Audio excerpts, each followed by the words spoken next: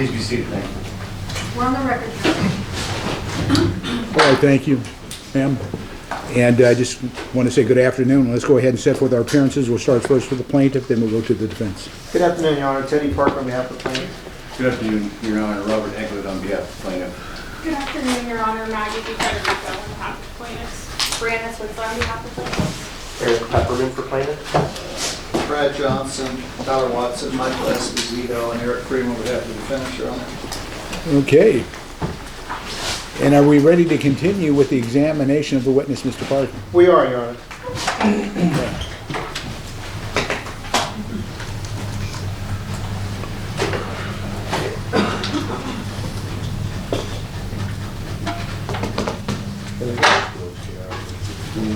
Exactly.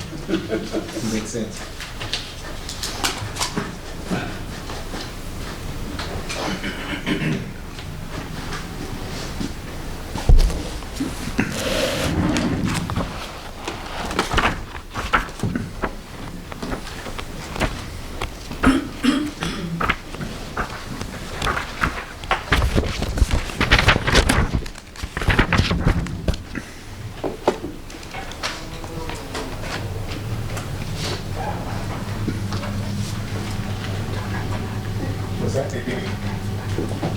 Yeah.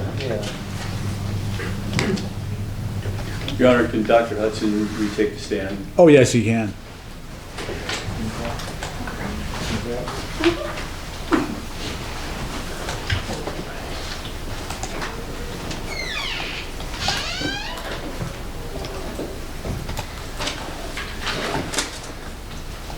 Right. Watch out, he's going to smack you with that thing.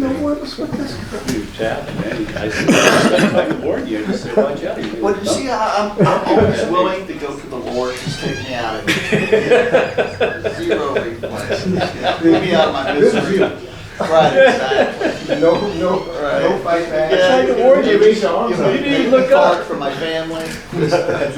It's finally come. You didn't even look up when I tried to warn you, did you? Slow reflexes. Oh, man. It's called old age, Brad. And I thought it'd be something, you know. Arms up. I never expected from a defense to. Right now, I'm expecting How you doing? reckless. What? Another day. You should know better. This guy? This is number 3 I've had. Well, I remembered you from Yes, sir. one other one. I must have Yes, three. number 3. And there's another. Yeah, there's one more. At least. My luck. It might be you. It is me. It is. Yes.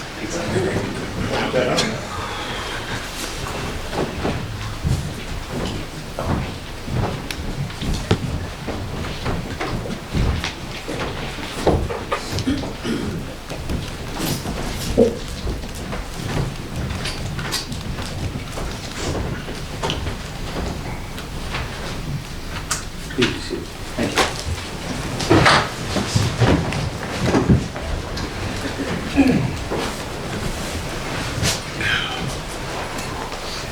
All right, do the parties stipulate to the presence of the jury? Yes, Your Honor. Defendants do as well, Your Honor. Okay.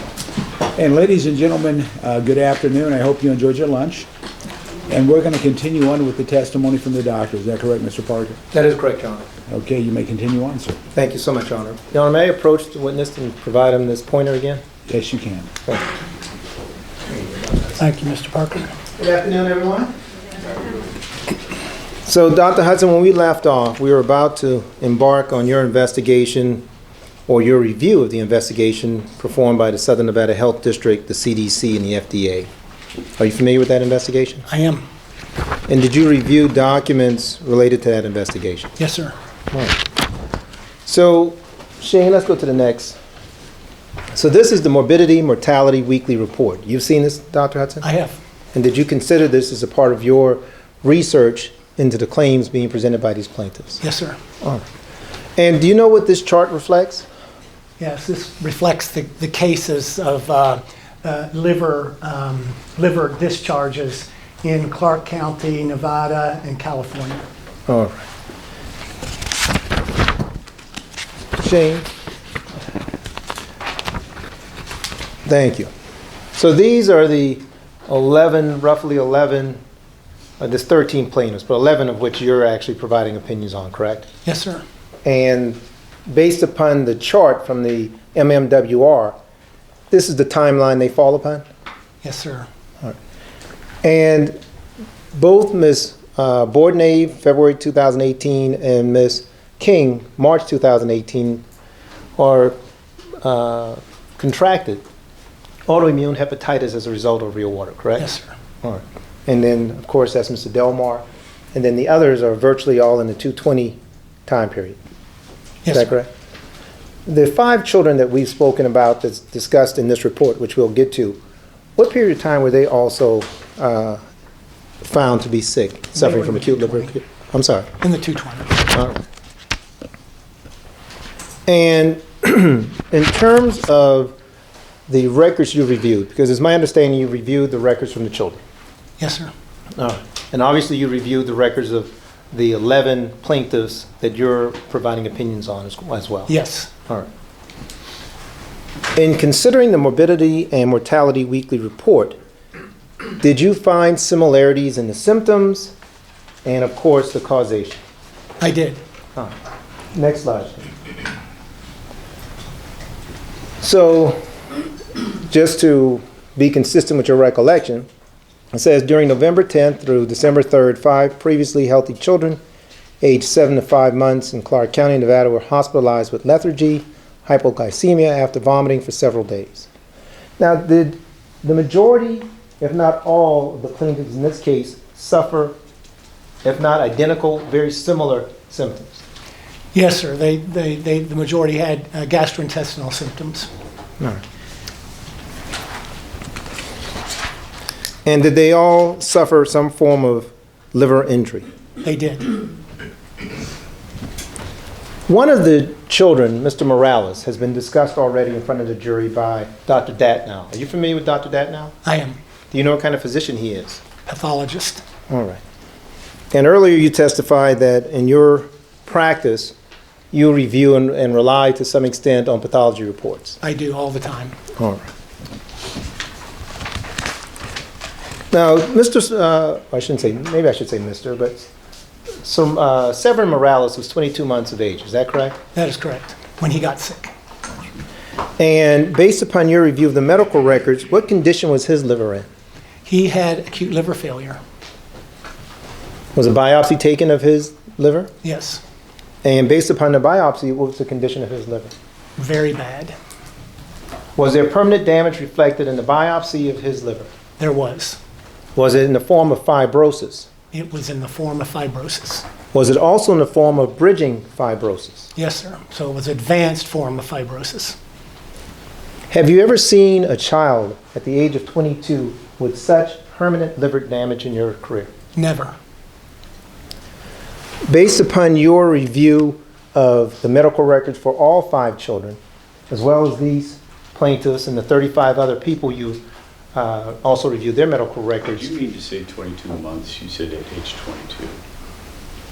22 months. 22 months, right? Right. So let's get the numbers right. Mr. Severin was one of 5 children. So you Correct. reviewed his medical records, obviously. Yes.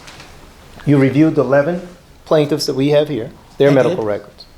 You've reviewed roughly 35 other medical records for people who consume real water. Yes, sir. Okay.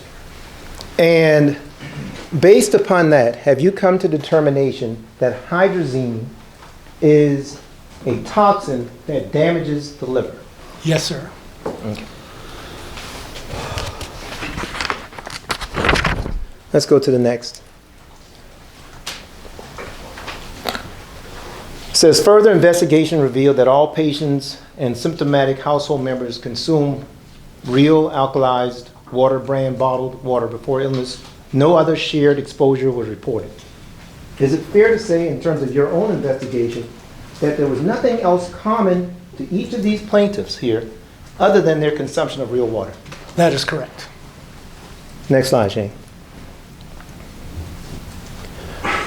This report also mentions 18 probable and 4 suspected cases were identified in Nevada and 3 probable cases in California. So it's another 21 cases. Did you review those medical records? Yes, Okay, so let's back up. We know that there's 21 reflected here in mortality weekly report. It's my belief that those were done through the Southern Nevada Health District and the CDC and the FDA. correct. So you would not have had access to their investigation Not, documents? not those. Okay, perfect. No, I just want to make sure we're clear that Yeah. the jury understands. So those are people in addition to the ones you've already reviewed? correct, Got it. right.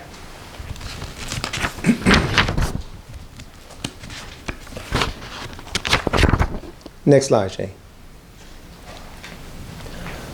So it says here, one patient, a woman aged in her 60s with underlying medical conditions, died of HUE, which I believe is hepatitis with an unidentified etiology. Unknown etiology, correct.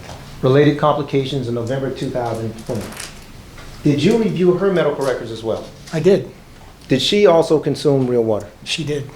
What was the damage, if any, done by real water to her liver? Well, she died. So And- it's a terminal damage.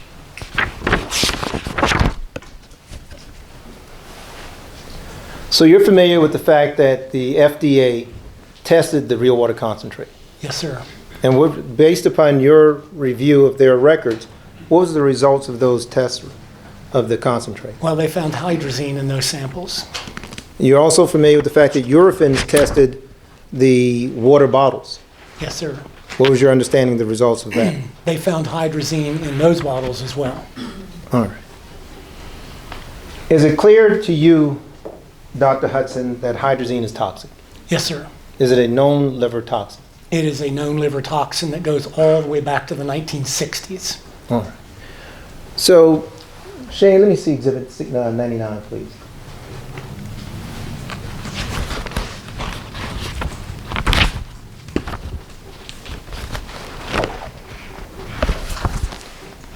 $99? That's not 99. There we go. So go back to the top, Shane. Annals of Clinical Research, 1971. Do you see that, Doctor? Yes, sir. Have you reviewed this article? I have. Go up a little bit, Shane, to the introduction. Stop right there. So the introduction starts with a chemical profile of hydrazine. Do you see that? Yes, sir. And you were aware of the chemical profile of hydrazine based Yeah. upon this report? Yes. All right. So it says here, the second paragraph. Well, before we get there, I wanted something. Can I approach you? You may approach, sir. It says that it's been used as a propellant in rockets. Were you aware of that? Yes, sir. And that was some of the data I was referring to from the 1960s when they were studying hydrazine in rats and mice and I think dogs at that time. Okay. There's been issues raised earlier about the testing of hydrazine in animals. Is it ethical to test hydrazine on people? No, sir. And why is that? Because it can be a fatal toxin and you would never be allowed to test that when there's danger to your patient. Is there a oath that physicians take that prevent such testing on humans? Yes, sir. What's the name of that oath? Never do harm. Do no harm. Down to this right there. The toxic effects of hydrazine appear either after local application or after inhalation or ingestion. And they talk about in this article the laboratory animals' inhalation of hydrazine. Do you see that? I do.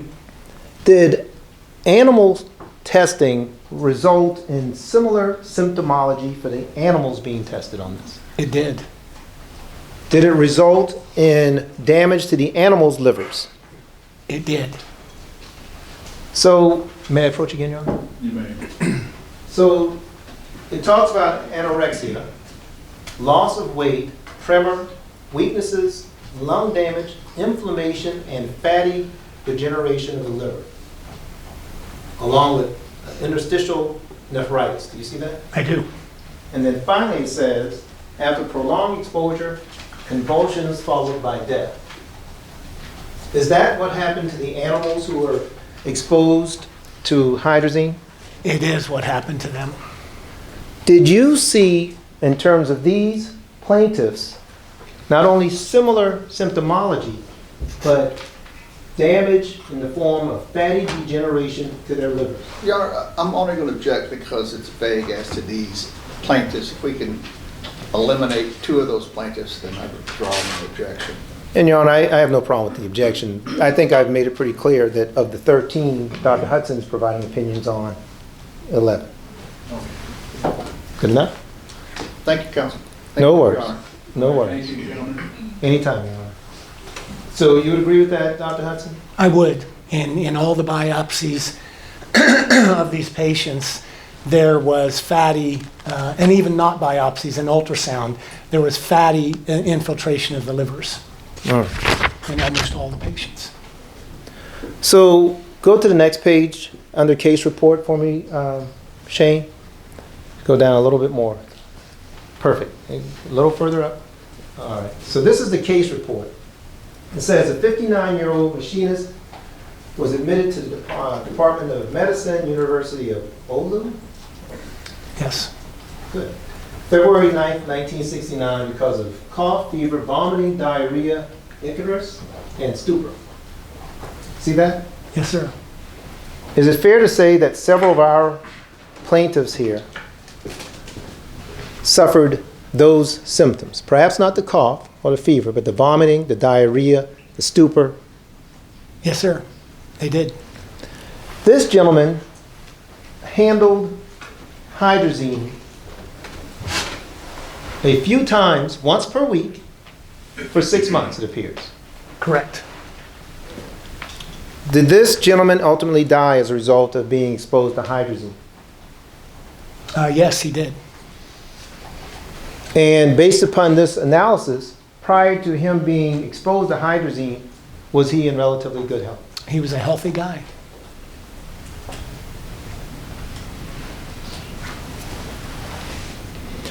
Go up a little further. Stop right there. Says here on the right, the patient died on the 15th day after admission to the hospital. Since his illness was very probably due to occupational causes, a medico-legal autopsy was performed instead of a medical one. See that? Yes. Go further down. It says here, and I'm going to go back to the left. It says on the 6th day there was upper abdominal pains, black feces, and icterus. What is icterus? Yellow, when the patients turn yellow. So that's jaundice. Yes, sir. So we have jaundice. Did you hear, based upon depositions or through the medical records, that several of our plaintiffs not only were jaundiced, but had discolored stools? Yes, sir. This person, based upon your review of this report, was this person as exposed as our patients, or your, I don't say patients, but plaintiffs in this case? Our patients actually had more exposure, of course, through the GI tract versus inhalation. So the origin of the damage was different, but still, our patients had more frequent exposure. All right. Next page, Shane. So there's 3 pictures here. The third one on the right is of the liver. Go up a little bit. Figure 4. It says liver specimen at autopsy. Your Honor, man. Yes, ma'am. Now, I don't know if you can tell, Dr. Hudson, from that picture. I don't know if the picture quality is good enough. But can you tell what is happening to that gentleman's liver based upon his exposure to hydrazine? Well, the picture's not great in this, but yes, there's. I think the best way to describe it to the jury is that there's disarray of all the liver cells. Remember I told you guys before how organized the liver is? It's amazingly organized. And this is just in disarray. You know, the liver cells just look kind of exploded and they're not in their normal places. It's a black and white image, so it's a little harder to interpret, but you can see that disarray. Shane, can you move the picture a little bit to the right so I can see? Here we go. It says microscopically small focal liver cell necrosis. What is that? That's cell death. So hydrazine actually killed liver cells within this gentleman's body. It did. Did you notice in any of the medical records for these plaintiffs that there was actually necrosis seen on their biopsy? Frequently. So, doctor, sitting back there, these plaintiffs, they look healthy. They do. Can you tell the health of their liver simply by looking at them sitting there? on the No, gallery? sir.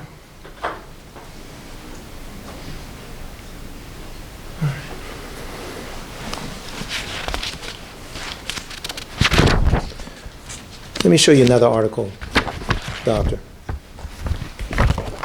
Shane, if we could go to the next article, please. 106.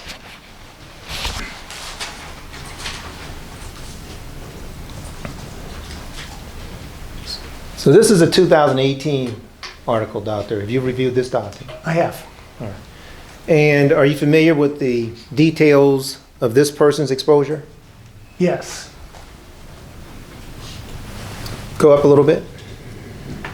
And shrink it a little bit for me, Shane, just a little. Okay, there we go. So again, it starts out with in the introduction indicating the chemical makeup of hydrazine. See that? Correct. And it says hydrazine formula N2H2 is a colorless, flammable organic compound with an odor resembling ammonia. Doctor, it's been admitted into evidence claims from buyers unrelated to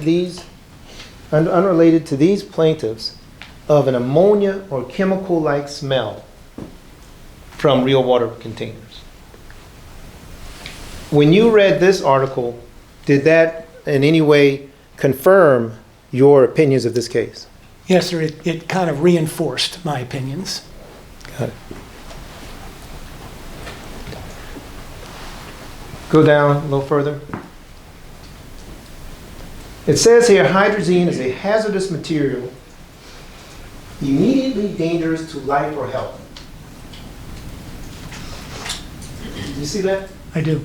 In this report, there was a serviceman exposed to hydrazine. Is that correct? That's correct. Do you recall how long the exposure was? I think it was 1 minute, if I recall. Shane, go to the right a little bit, please. Further. Here we go. Could you highlight that, Shane, the last sentence here? The exposure time was less than 1 minute. So based upon this article, there was a F-16, the engine went off, fumes came out, and the exposure was less than 1 minute. Is that correct? According to that report, yes, sir. And of the 4 servicemen in the hangar at the time, one of the 4 got sick. Yes, sir. All right. Go to case, all right, here we go. Stop right there. We're good. In February 2011, while operating an F-16 aircraft inside an underground hangar, a voltage fall occurred. As a result, the plane's EPU entered into operation. The hangar dome space filled with hydrazine vapor.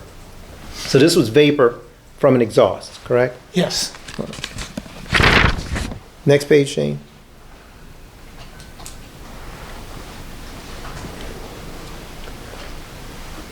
As by Israeli Air Force regulations, all exposed personnel perform spirometry. Is that just blood test? Spirometry is a lung test Lung to test the function of the lungs. Yeah. And then blood and urine test. Then it talks about the 21-year-old male, previously healthy, had abnormal chemistry levels for liver and muscle enzymes. See that? Yes, sir. So less than 1 minute exposure to hydrazine can cause someone's liver enzymes to increase. Yes, sir. Is that an indication of immediate hydrazine toxicity causing damage to the liver? It is. I think it not only describes the immediate effects, but the severity of a minimal exposure. All right. And let's go to the end of this document. There we go. The last paragraph on the right, Shane. Thank you. It says here, we recommend that all physicians treating people exposed to hydrazine in industry, the Air Force or the Navy, be aware of the diversity in symptoms and consider the possibility of significant poisoning also in asymptomatic patients. What does that mean, asymptomatic patients? That means patients may actually have damage from a chemical or whatever we're talking about without having any symptoms. No nausea, no vomiting, etc. And I think if you look in the paragraph above, Yes, sir. that highlights that. And if you read, presumably the response to hydrazine of one technician only, I'm sure you guys were thinking the same thing I was. Why only 1 of 4 got sick? Could be due to a predisposition at the cellular or mitochondrial level. And that is absolutely correct. Everybody in this world has a different predisposition of what they can be exposed to and not. A good example is alcohol. I think everybody in this room has a friend or two that drinks too much alcohol, right? And they may drink every day for years and never have a liver problem. Whereas friend number 2 may be drinking the same amount of alcohol and they get cirrhosis in 10 years. So all of us have a certain genetic potential or predisposition to what things in the environment may cause damage. And I think this is a really good example right here.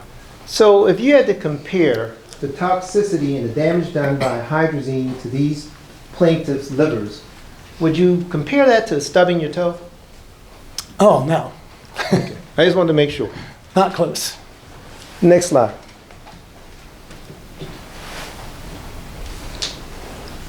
Want to stay on the same article or back to the presentation? No. Next slide completely.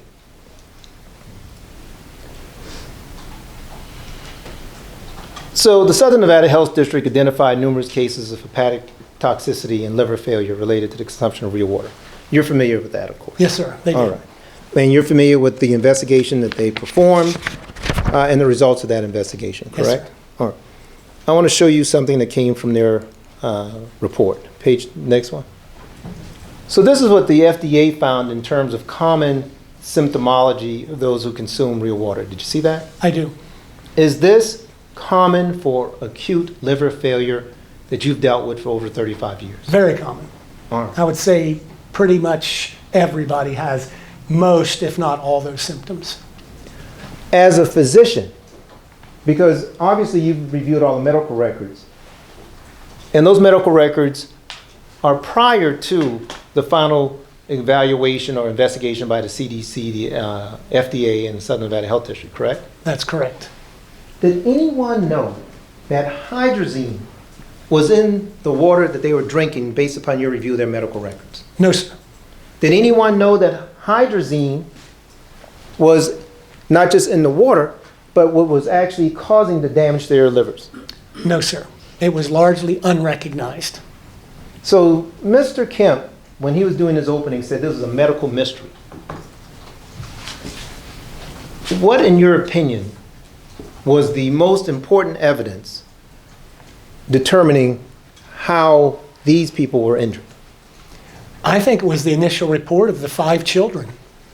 5 children in a 2-month period, I think it was less than 2 months, sent to Primary Children's Hospital in Salt Lake City for liver transplant evaluation. That should send off, and it did, send off all kinds of bells and whistles, right? I mean, 5 kids in 1 to 2 months that needed a liver transplant. We don't see that. There has to be a common denominator. When the FDA did the test, within months of their investigation, finding hydrazine, and then the test of the real water bottles determined hydrazine was also in those bottles, did that, to you, those determinations, seal the fate of what caused these injuries? Yes, sir. I think it did. Do you recall Dr. Goldsmith, the expert retained by Real Water, saying that was the smoking gun, those test results? Yes, sir. And is it because, in your history of 35 years, have you ever seen a patient that had consumed hydrazine? Never have. Next slide.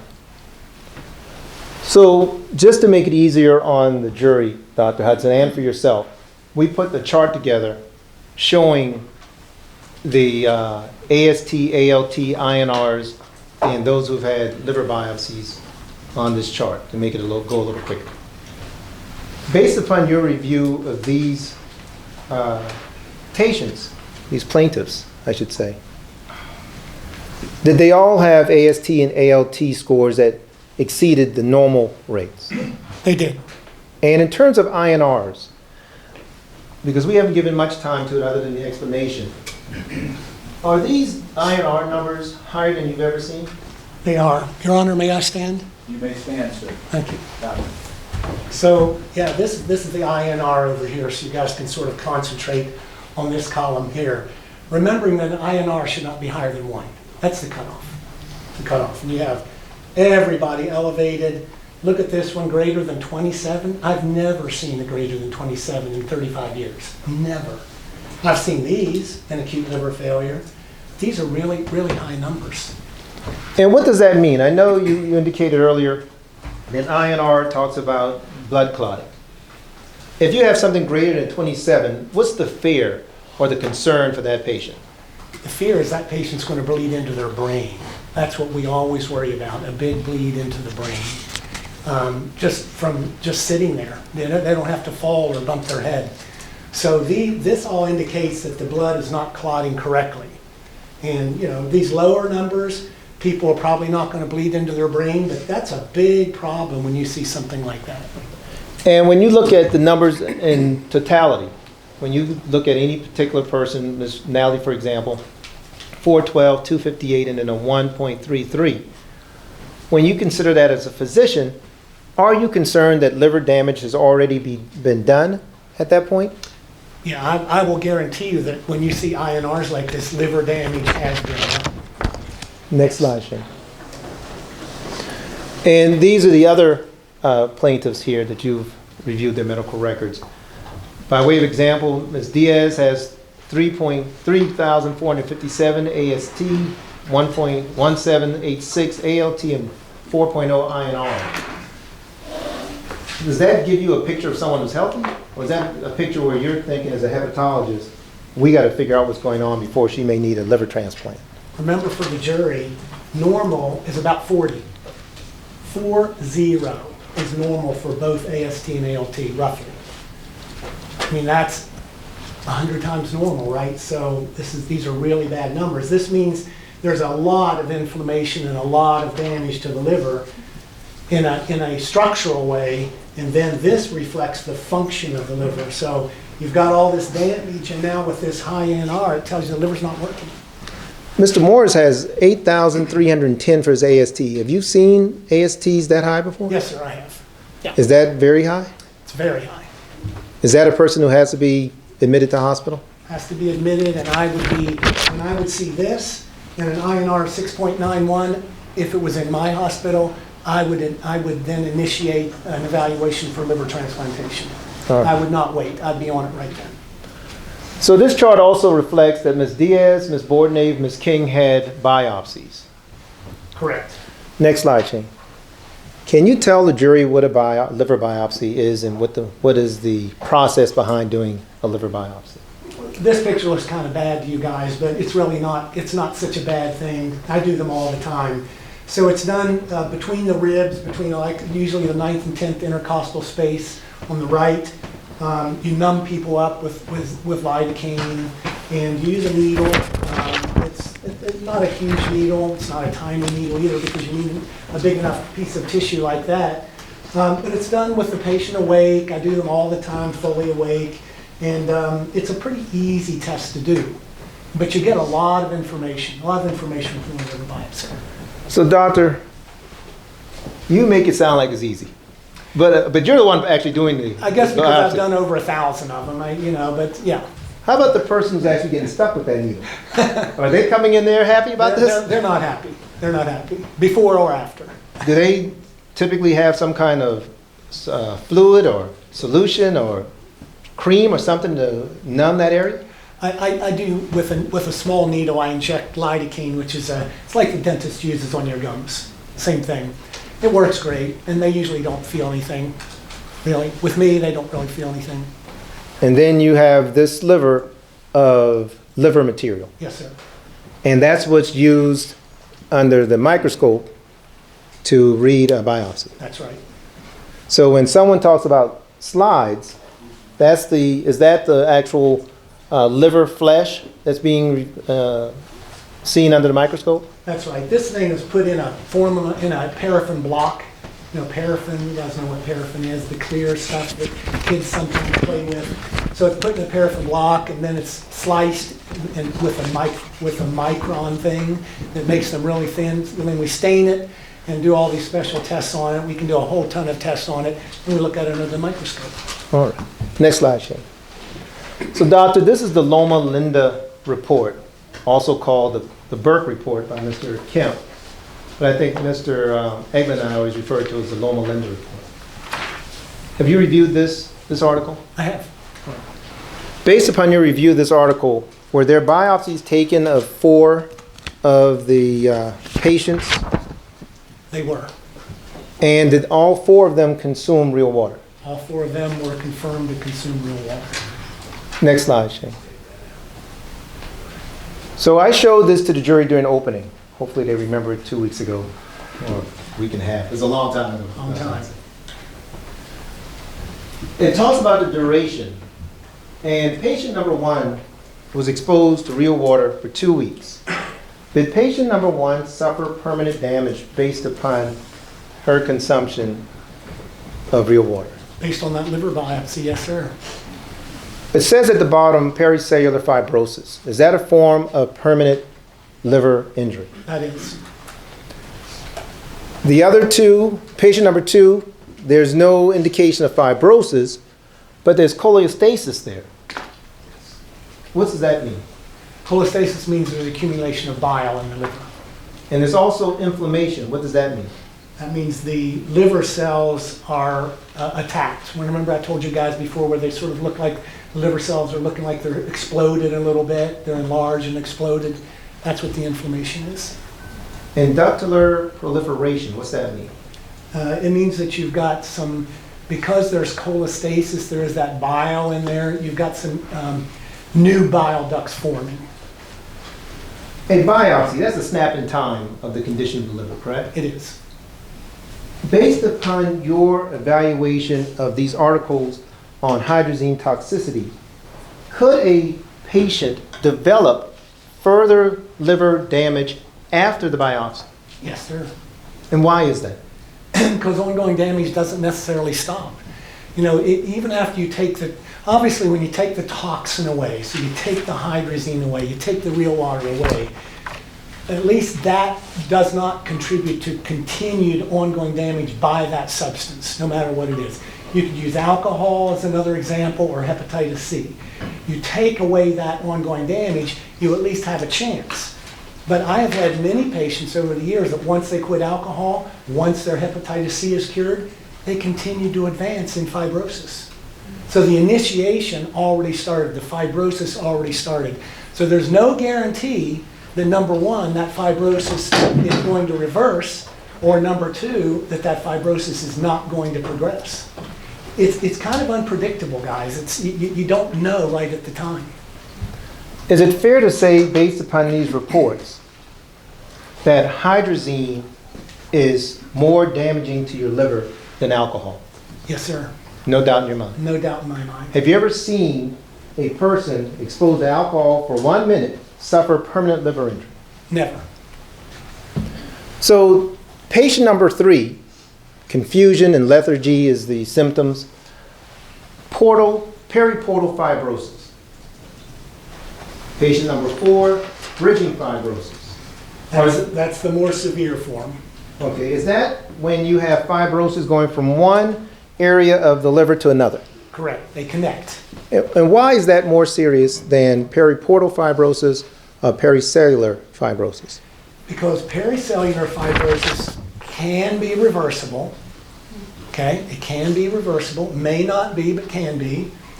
Even periportal fibrosis can sometimes be reversible. Bridging fibrosis, no. That's permanent. It's permanent. You've got permanent damage then. And then which way is it going to go? Is it going to stay the same, or is it going to continue to progress? And I've certainly seen many cases bridging fibrosis progresses to cirrhosis. Dr. Hudson, is it fair to say that because hydrogen is such a unfamiliar toxin in terms of the human consumption, that hydrazine, just by its nature, its toxicity, causes permanent liver injury? Yes, sir. I believe that hydrazine, because of its toxicity and the minimal amount of exposure that you really have to have in high concentrates, that it causes permanent damage. And in this Loma Linda study, we know at least at the time of biopsy, 75% of the patients suffered some form of permanent injury. That's right. If you were to use that, because we know all of the plaintiffs here consume real water, and I hate looking at them telling them this, perhaps, they all, or at least 75% of them, have suffered permanent liver injury. Yes, sir. I think in medicine, you know, while you may not have, we do this all the time in medicine, and you do it in population studies too. You take a cohort of patients or persons, whatever you're studying, and it may not be 1 million people, it may be 1,000 people, or it may be 100 people. And you're going to look at that, and you're going to take what you find and extrapolate to the larger population. So based on what we have here, with all the biopsies that were done here, and the biopsies that were done in our plaintiffs, I think there's a high chance that permanent damage is done in these people. And you say that greater than, and I'm going to use, Your Honor, may I approach? You're saying more probable than not that each one of these plaintiffs, if we were to put something on a scale, suffered permanent liver injuries because of their consumption of hydrazine-laced real water. Yes, sir. Next slide, Shane. So these are the actual slides. I'm sure you've reviewed those. I have. And do these slides, are these slides consistent with the prior slide where they talk about the fibrosis? They are. So Mr. Kemp discussed with the jury blue versus red during his opening, and I think with Dr. Datnow. From your review as a board-certified hepatologist, do you see fibrosis and or bridging fibrosis in these slides? I do. Can you point those out to the jury? And I think you guys saw when Dr. Datnow was here, he pointed out, you know, blue is bad, pink is good, right? You remember that? So I always teach my medical students that. First thing, look at it and look and see what the colors are. So, you know, up here you see a lot of inflammation, and you also see some scarring occurring here. Now, that's not all blue right there, but that's the start of some scarring. This is all inflammation here. You see this brown stuff here? Remember we were talking about cholestasis? That's cholestasis, the brown stuff. And then these are these big swollen up cells that I told you guys about. Remember the exploding hepatocytes? That's what those are. They're swollen. And then that's, again, the brown is the cholestasis. Over here, look at all this blue.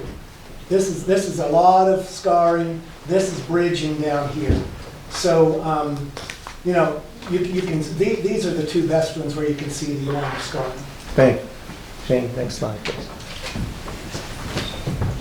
So this is stains of another consumer of real water.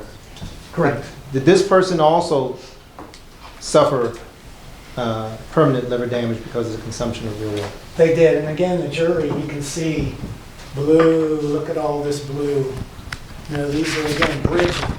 We've got bridging here from one area of the liver to the other. That's what bridging means, is it connects different areas of the liver. All right. Next slide, Shane.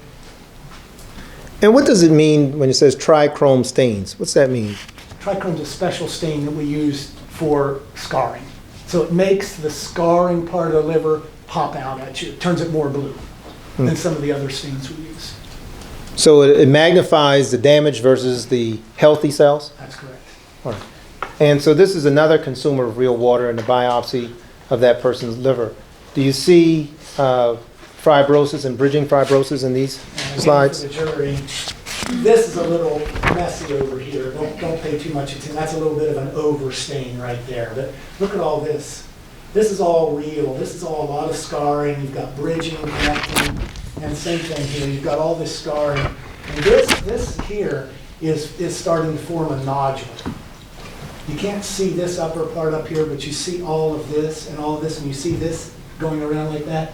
Nodules mean cirrhosis. Your Honor, I'm sorry, Jack. It wasn't clear for the record which of the plaintiffs these slides are related to. Your Honor, can we approach? Yeah.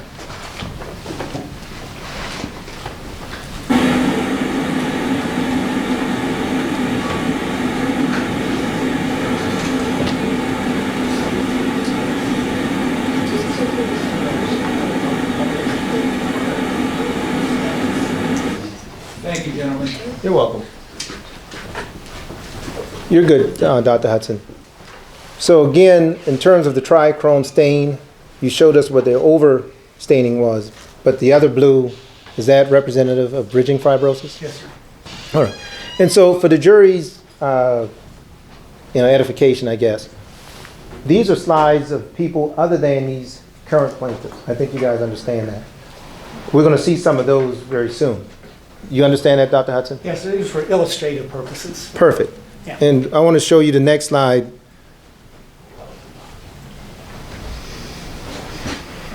Shane? That's the next one. Okay, do the next one. Here we go. So this is a 22-month baby, Severin Morales. What do you see in this slide? Well, this one shows what I was talking to you guys about really well. So, again, the pink here is nice, normal-looking hepatocytes. The liver inside all these blue areas looks pretty good.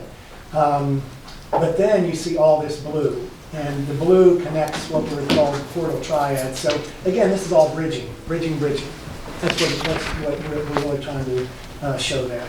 All right. And you said, I believe earlier, you testified that you'd never seen this type of damage in a 22-month-old. Never. Oh. Not even in the kids that I've transplanted at Primary Children's years ago. Never saw that. Okay. So we know 3 of the plaintiffs here have had their biopsies done. Yes, sir. Ms. Bourdonnais, Ms. Diaz, and Ms. King. Yes. All right. So Ms. Bourdonnais had her biopsy done 3/3/2018, March 3rd, 2018 at Centennial. Ms. Diaz at the Henderson Hospital on November 16th, 2020, and Ms. King, September 16th, 2020 at Steinberg. Were you aware of that? Yes, sir. Based upon your review of their medical records, did Ms. Bourdonnais' biopsy show fibrosis? Yes, sir. Did it show hepatocyte necrosis? Yes, sir. Did it show intrahepatic cholestasis? It did. Did Ms. Diaz's biopsy show and reveal fatty liver? Yes, sir. Did Quite it- severe. Did it also show inflammatory activity? Yes, sir. And then finally, did it show hepatic necrosis? Yes, sir. Did Ms. King's biopsy show grade 1 and stage 1 fibrosis? Yes, sir. Based upon these plaintiffs' biopsies, did they all suffer some form of permanent liver injury? They did. Next slide, Shane. And these are the 3 we were just speaking of, Doctor. Yes, sir. So let's take a look at the next slide, Ms. Diaz's biopsy. Have you seen this before? I have. Based upon your review of the biopsy slides of Ms. Diaz, do you see fibrosis? Yes, sir. Again, for the jury, the blue. The blue is the fibrosis. And you see all these sort of white spots there, kind of clear looking spots? That's all fat. It's all fat. That's abnormal too. It should all look more like this here, pink, without all these open spots. So fat and fibrosis. Did Dr. Dadnow also find regenerative nodules in Ms. Diaz's biopsy? He did. And what does that mean? Regenerative nodules usually occurs in response to damage as the liver heals. And as it heals, when the liver heals, it can form scar tissue, and oftentimes does form scar tissue, and then it makes those regenerative nodules. So it starts making nodules as it heals. It appears from Dr. Datnow's testimony, which was on Monday, that he believes that's reflective of stage 3 fibrosis cirrhosis. Correct. Based upon Dr. Datnow's pathology review, pathological review, did he find this to be a permanent injury of a grade 3 to 4? He did.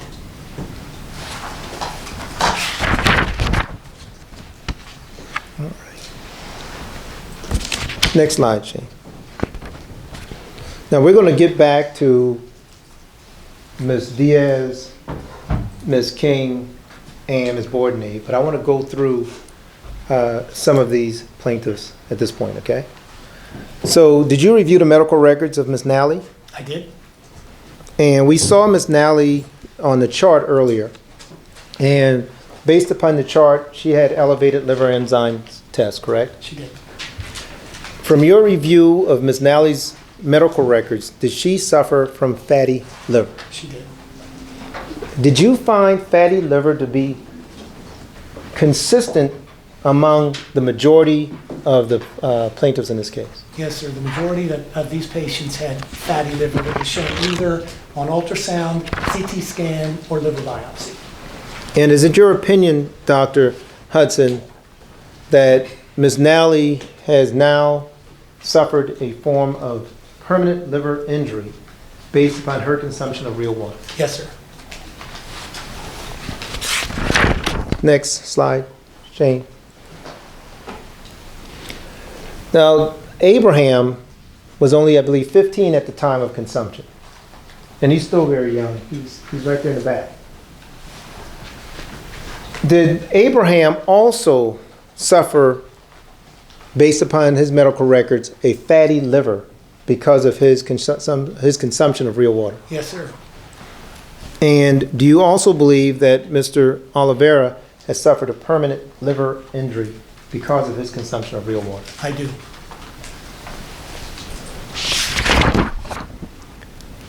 Mr. Delmar,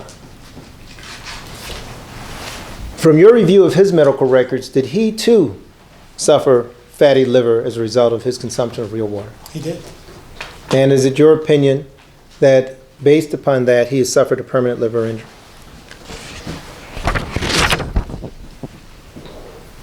Ms. Van Buren, Land Van Buren, I should say.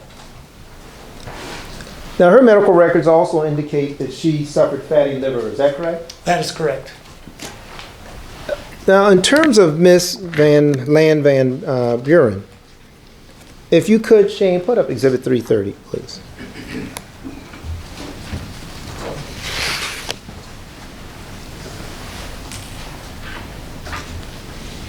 It says here, if you could go towards the bottom, there you go, stop there. You could highlight the AST, the ALT, and then the bilirubin, 1.3. So she has elevated ALT and AST tests, correct? That's correct. And Shane, go to page 330, page 10.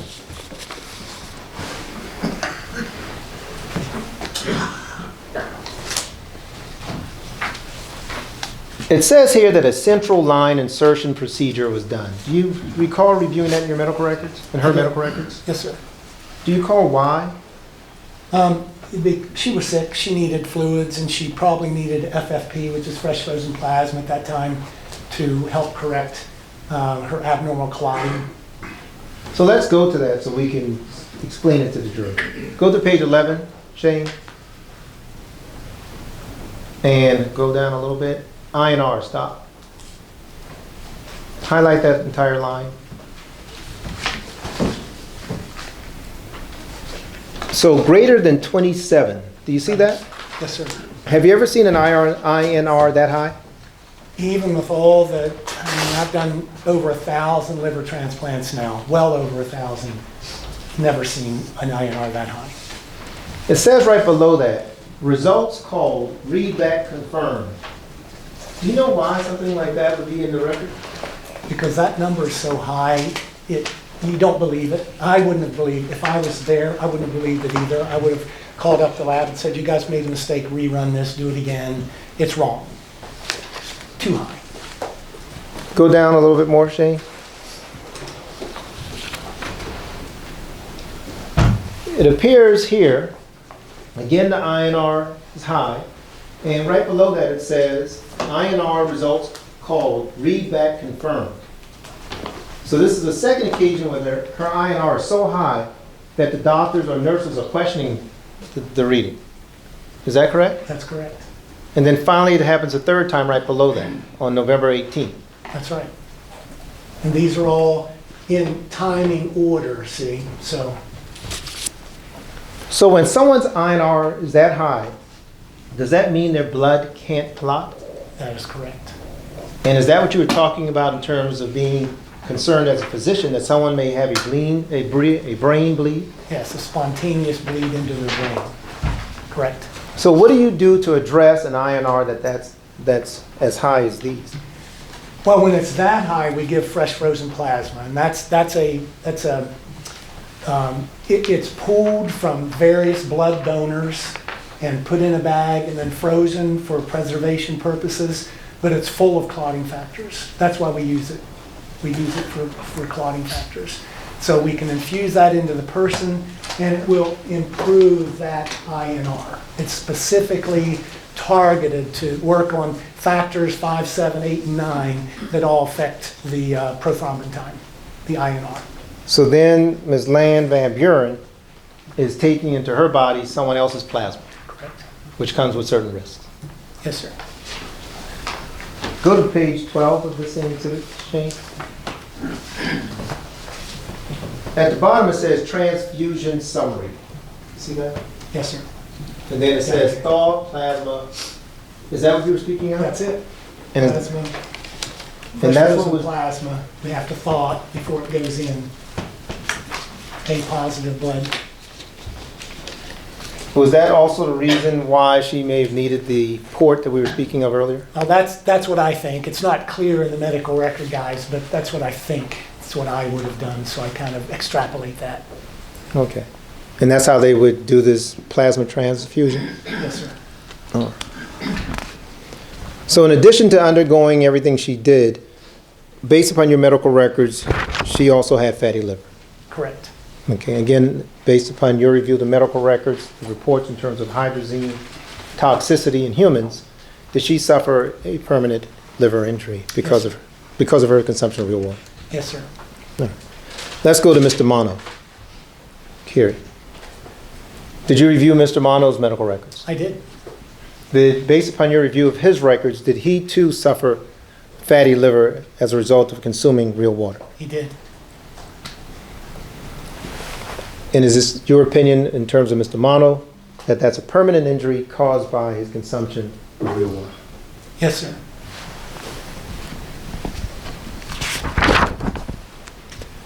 Let's take a look at Mr. Davis Richard. So Mr. Richard had an elevated ammonia and an INR of 3.8. Did you see that in his records? I did.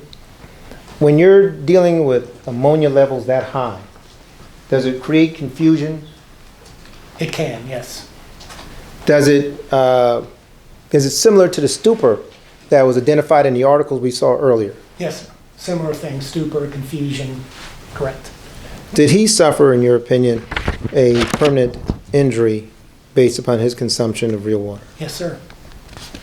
Let's go to Ms. Chang. So Ms. Chang had a very high buildup in lactic acid. Do you recall that? She did. And in fact, I believe her lactic acid was 12.39. Do you remember that? That's right.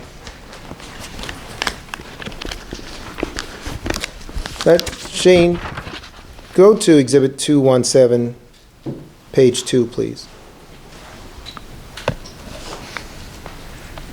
Go down a little bit. Lactic acid, right there, right below ammonia level. So are those very high levels? It's a very high level of lactic acid. There's an exclamation point right next to it. I've never seen one of those typically on the medical Objection, Your record. Honor, and proper. I'll rephrase, Your Honor. Did you see an exclamation point on any of the other medical records for the other patients? No, sir, the explanation points in labs are usually used when something's really high, like BAM high. Got it. So there was a video of, I don't know if you saw this video, but I'll describe it for you. So Ms. Chang had a video of her laying on the bed, and Mr. Bonnar was talking to her, trying to get her to, be coherent and let's go to the hospital, but she looked like she was out of her mind. Will ammonia levels and lactic acid buildup do that to a person? Yes, and you can see her ammonia level was very high as well. That should be less than 40. And this lactic acid, you guys might be wondering, well, what's lactic acid? Well, we all make lactic acid because it's part of the metabolism process in our body, our cellular breakdown products. So we all have some lactic acid floating around in our body, but it's around 1 to 1.5 is normal. So a little bit of lactic acid is good. It means your cells are functioning. But 12 means you've got a ton of cellular damage, like widespread cellular damage. And that's because the liver was so damaged, it was not able to clear the lactic acid that is produced normally by our cells, because the liver clears the lactic acid. That's our main way of getting rid of lactic acid. And is that an indication to you, in addition to everything else that you've discussed, proof positive of liver damage caused by hydrazine? Yes, sir. Go to page 3 of this exhibit. I want to show this to the jury. Under findings, so this is one of the medical records within Ms. Chang's documents. It says findings. There is severe fatty infiltration of liver. What does that mean? That means that there is a lot of fat in the liver. And when they say severe fatty infiltration, it usually means there's more than 50% of the liver is full of fat.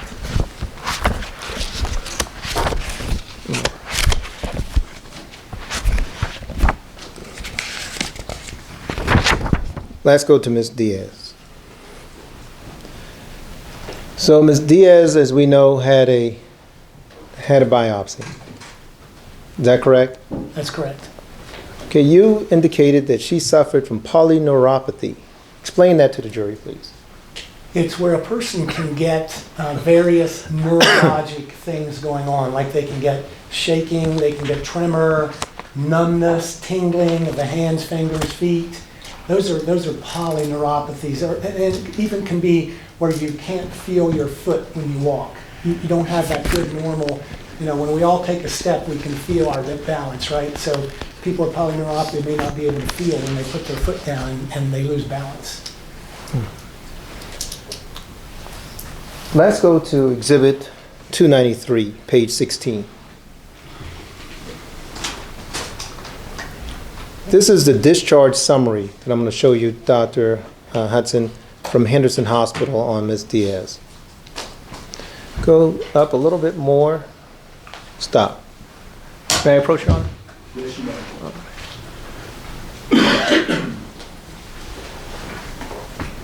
It talks about in her report that she suffered what I would consider, and I want you to explain it to the jury,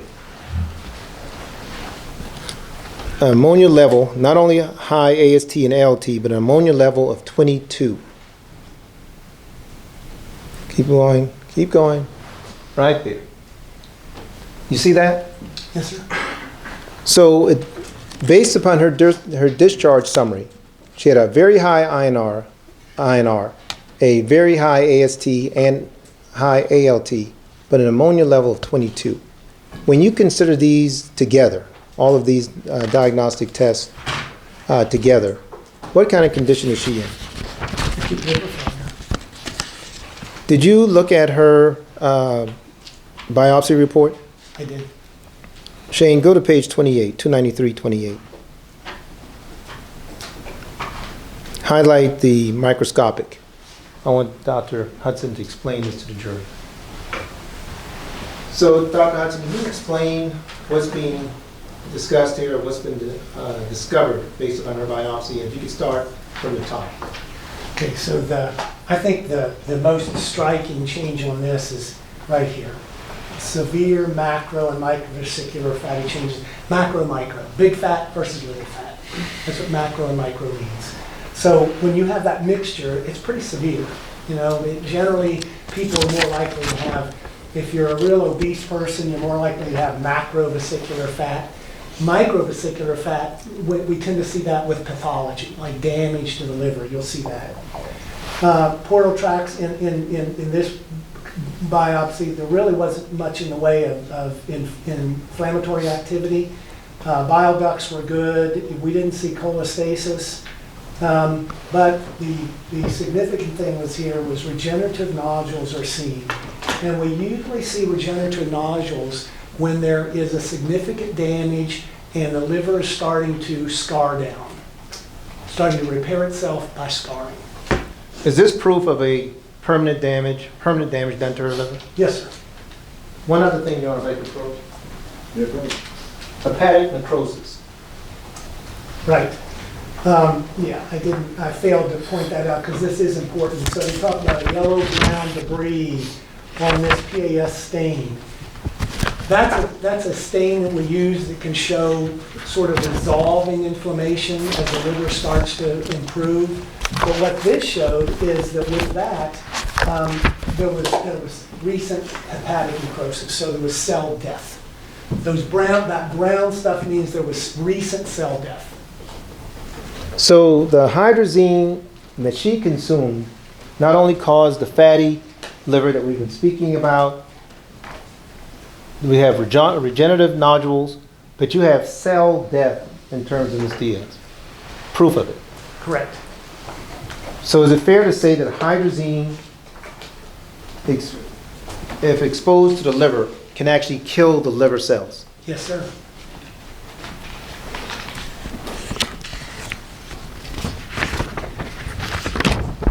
Let's talk about Mr. Morris. So, Mr. Morris, did you review his medical records as well? I did. And based upon your review of his medical records, did you find that there was fatty liver, that he suffered fatty liver as well? Yes, sir.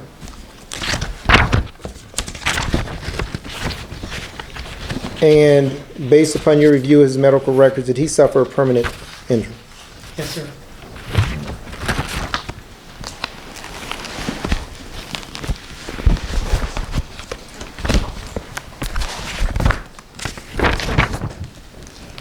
So before we start speaking about Ms. Bordenave and Ms. King, I want you to describe to the jury what DILI is. DILI, D-I-L-I, drug-induced liver injury. It's a generic term. Next So it can slide, be any kind of drug that causes a liver injury. And we'll get to this article in a second. What is AIH? Autoimmune hepatitis. What is the consequence of having AIH if you're a patient? Well, AIH causes inflammation in the liver, and if it goes untreated, it will cause scarring. And if scarring progresses, then that can go on to produce cirrhosis of the liver. Can a person die of AIH? Yes, they can. Before there were newer treatment plans, was it unusual for a patient to die of AIH? Years ago, before we had decent treatment for autoimmune hepatitis, people died. They developed cirrhosis and then died of their cirrhosis. Is AIH a form of the body fighting itself?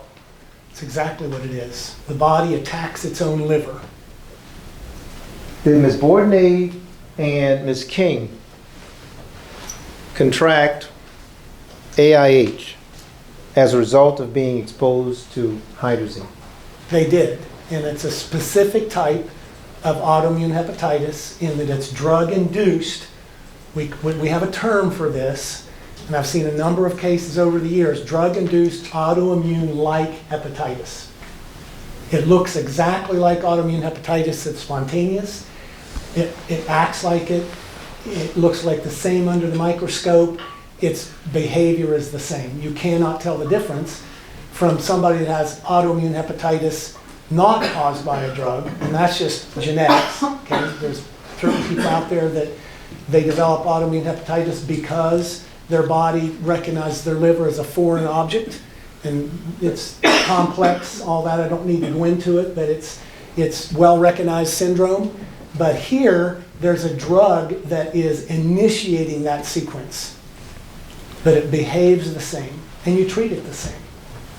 And so once it's been triggered, once that drug, or in this case a chemical, has triggered the autoimmune hepatitis, will the patients have that the rest of their lives? Yes, yes. The autoimmune hepatitis continues, but you treat it like you would what I call sort of the ordinary autoimmune hepatitis. And as long as those patients are treated, they will do well. But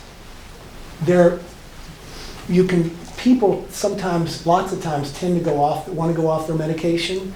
The relapse rate is 40 to 80%. 40 to 80%. So these people have a lifelong condition. It may go into remission for a while. That's why I say the relapse rate is 40 to 80%. And really on the higher end, of closer to 80% in my experience of the years that I've been doing this. So these people require monitoring and treatment for the rest of their lives. They're not cured just because they go in remission. They are not cured. They are not done. Very, very high chance they're going to recur. Is it also fair to say, Dr. Hudson, that because they have this disease, that anytime a relapse occurs, more damage can be done to their livers? That's correct. And if it's not monitored and checked, and they have autoimmune hepatitis, because most people are asymptomatic, okay? Autoimmune hepatitis, they can have this low level, and they won't turn yellow, they won't develop any other symptoms, but the inflammation is going on in their liver. And if that inflammation is going on, scar, scar, scar, scar. So getting back to what we were talking about earlier in terms of the biopsy being a snapshot of the current condition, with Ms. Bourdonnais and Ms. King, they're susceptible to continued liver damage the rest of their lives. That is correct. And there's nothing they can do about it. Keep treated, maintain treatment, and they need to be monitored closely. My patients with either drug-induced autoimmune-like hepatitis or just autoimmune hepatitis, every 3 to 4 months I'm doing liver tests on them. You've got to monitor people so that if something happens, when they recur, I won't even say if they recur because the chances are they're going to recur. When they recur, I want to know about right then, before any ongoing damage occurs, so I can start treatment, get them back on treatment. So in terms of AIH treatment for Ms. King and Ms. Bourdonnais, 3 to 4 months they need to be getting tested. Correct. And then in terms of all the patients, at least twice a year, they should be getting their liver test done. Right, their elastography, which is a non-invasive test to check for scarring of the liver. You can't go around biopsying everybody once a year. I mean, again, it's an invasive test, right? While I've done thousands and had very, very low complication rate, it's not zero. Sometimes people bleed from a liver biopsy. Sometimes they develop pain. So you can't go around biopsying people. So we do the next best thing, which is an elastography. It's a non-invasive way. It's a probe, sort of like ultrasound, and you can see how much scarring there is. Yes, sir. Are there side effects to the medications that Ms. King and Ms. Bourdonnais would have to take to try to keep their AIH in remission? Well, there's Objection, Foundation, Your Honor. He prescribes these medications, Your Honor. I haven't heard the medications prescribed to these individuals with this witness. It's a foundational question. Your Honor, he did yesterday. Thank you. So corticosteroids are your primary drug that you use initially, and that's to knock the inflammation down and get your disease under control. And then you maintain these people on a drug called azathioprine, which is a immunosuppressive drug. And it's a great drug because you don't want to keep people on steroids very long. If anybody's ever been on steroids, they have a lot of side effects, and you've got to get people treated, get their disease under control, and then put them on a second drug and get them off the steroids. Because steroids, you can walk to your grave on steroids. That's how bad they can be. So you've got to get people off. So azathioprine is our backup drug that we use to treat long term and keep this disease under control. Are there side effects to prednisone? Well, obviously you've just said that in terms of steroids, but how about azathioprine? Yeah, azathioprine, the potential bad side effect of that, it's a low percentage, but it's not zero, is lymphoma, which is a type of blood cancer. So if Ms. King and Ms. Bourdonnais are on azathioprine, there's a chance they may get cancer because of it. Yes, sir. So, Dr. Hudson, real water and its toxic nature gave them not only liver injuries, but autoimmune hepatitis. That is correct. And for them, they will be, in all likelihood, based upon your review of articles, there's a closer to 80% chance that each one of them will have relapses in their lives. That's correct. Even if they go into remission now, it's up to an 80% chance that they will recur. And on top of that, the only medication that they could use long term may subject them to getting cancer. Yes, sir. All because of real water. Yes, sir. Let's take a look at this article.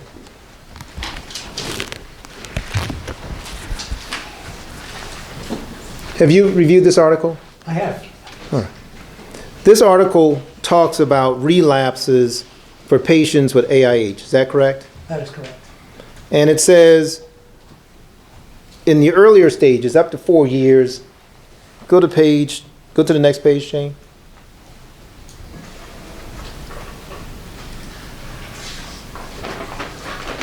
Go up. No, let's see. Go to page 005.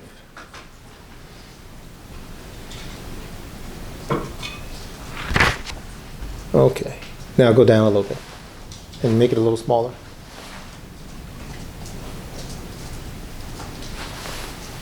Go further up, further up, further up.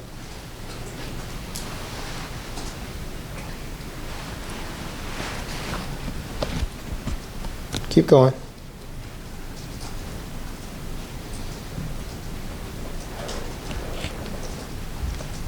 You're on page 44. We need to go to 4486 if you're looking at the bait number, or 01190005. Shane, do you have that?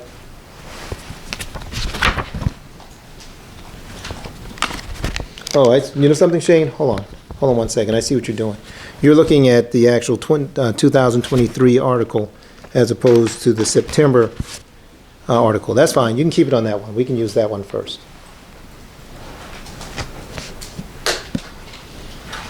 So this is Exhibit 647. So have you reviewed this report, this article, Dr. Hudson? Yes, sir. And this is the primary authors is Garcia Cortez, and then quite often is also referred to as the Andrade paper, and you can see he's the last author. This is the senior author there that kind of has done much of the work in drug-induced autoimmune-like hepatitis. All right, go to the abstract, go down, lower. All right. So one thing about this article, it mentioned that the female sex was more frequent in AIH patients. Is that correct? That's correct.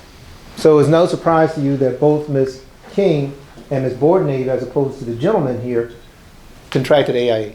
That is correct. Does that make it idiosyncratic or not? Not necessarily. Does it make it idiopathic? No, because we've identified a drug. All So right. it's not idiopathic. So Could be idiosyncratic in the mechanism of action of how the drug causes it. when we look here, it says idiosyncratic drug-induced liver, and then patients with idiopathic autoimmune hepatitis. Can you explain that to the jury? This is what I was talking to you guys about, sort of the regular autoimmune hepatitis, where a person is predisposed to autoimmune hepatitis and it just occurs. And this is what I see mostly in my practice, is idiopathic autoimmune hepatitis, where the body attacks its own liver without any provocation. This, we're talking about the drug that actually initiates the sequence that causes the autoimmune hepatitis. So there's a pause on that. Thank you. Go to the prior page, Shane. There we go. Highlight that section, top right, that box area. Thank you. It says here in the conclusions, it says DILI with autoimmune features show different clinical features than DILI patients lacking characteristics of autoimmunity. You see that? Yes. And it says at the bottom, as the tendency to relapse increases over time, these patients will require long-term follow-up. Is that consistent with what you just told the jury? That's exactly consistent. Yes, sir.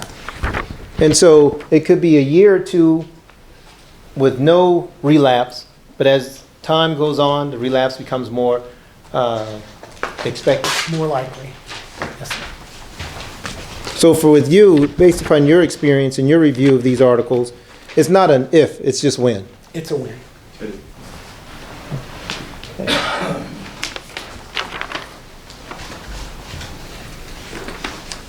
So, doctor, can anything trigger, once you have AIH, like Ms. King and Ms. Bordenave, can any particular drug, medicine, trigger a relapse? Yes, there are some more common drugs that can trigger autoimmune hepatitis, and even bacteria, funguses, viruses can sometimes initiate a relapse. And anytime she goes to the doctor, to the hospital, perhaps even over counter, something in those drugs could cause relapse? It's possible. So the rest of her life, or their lives, Ms. King and Ms. Bordenave, have to be concerned about triggers. They need to be careful. They need to be cautious what they take. Yes, Are you familiar with hydralazine? I am. What is hydralazine? Hydralazine is a high blood pressure medication that has been around forever, guys. It's not used very often anymore, but when I was, younger in my medical school and residency days, we used it all the time. It's still used, but just not as much. Is it your understanding that hydrazine is a metabolite of hydralazine? Yes, it is. So if, for example, Ms. King was placed on that high blood pressure medication, that would trigger her autoimmune hepatitis? It potentially could trigger it. Yes, sir. Could you show Dr. Hudson Exhibit 119? Perfect. Thank you, Shane. Did you also review this article from the Journal of Hepatology I did. dealing with autoimmune-like hepatitis? Yes, this was a meeting from the European leaders, from the European Association for the Study of Liver. If you could go to the second page of this, and again, that was Andre, again, was the author on this. He was a key author. Second paragraph, go up a little bit more, Shane. It says here, slow down. Okay, highlight the second paragraph, it says, in contrast. May I approach, Your Honor? Yes, you may. It says, nonetheless, some patients with ALH may develop acute liver failure or clinically significant chronic injury for whom long-term clinical follow-up may be warranted. In terms of articles on AIH and their relapse, have you seen any reports that do not support long-term clinical follow-up? I do not.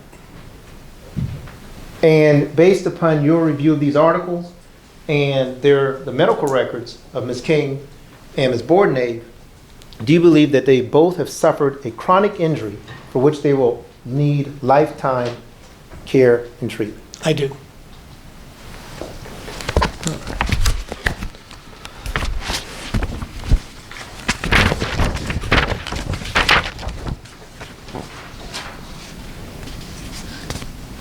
Your Honor, we're at 3 o'clock. I don't know if the jury wants to go. I'm getting ready to go to another topic, but I don't like, okay, perfect.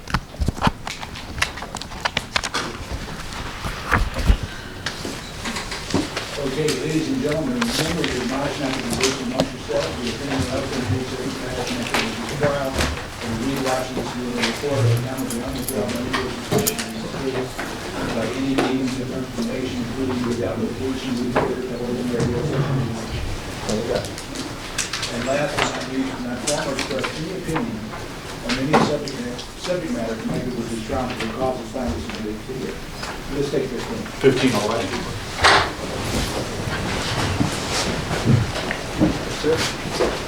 And do the parties stipulate to the presence of the jury?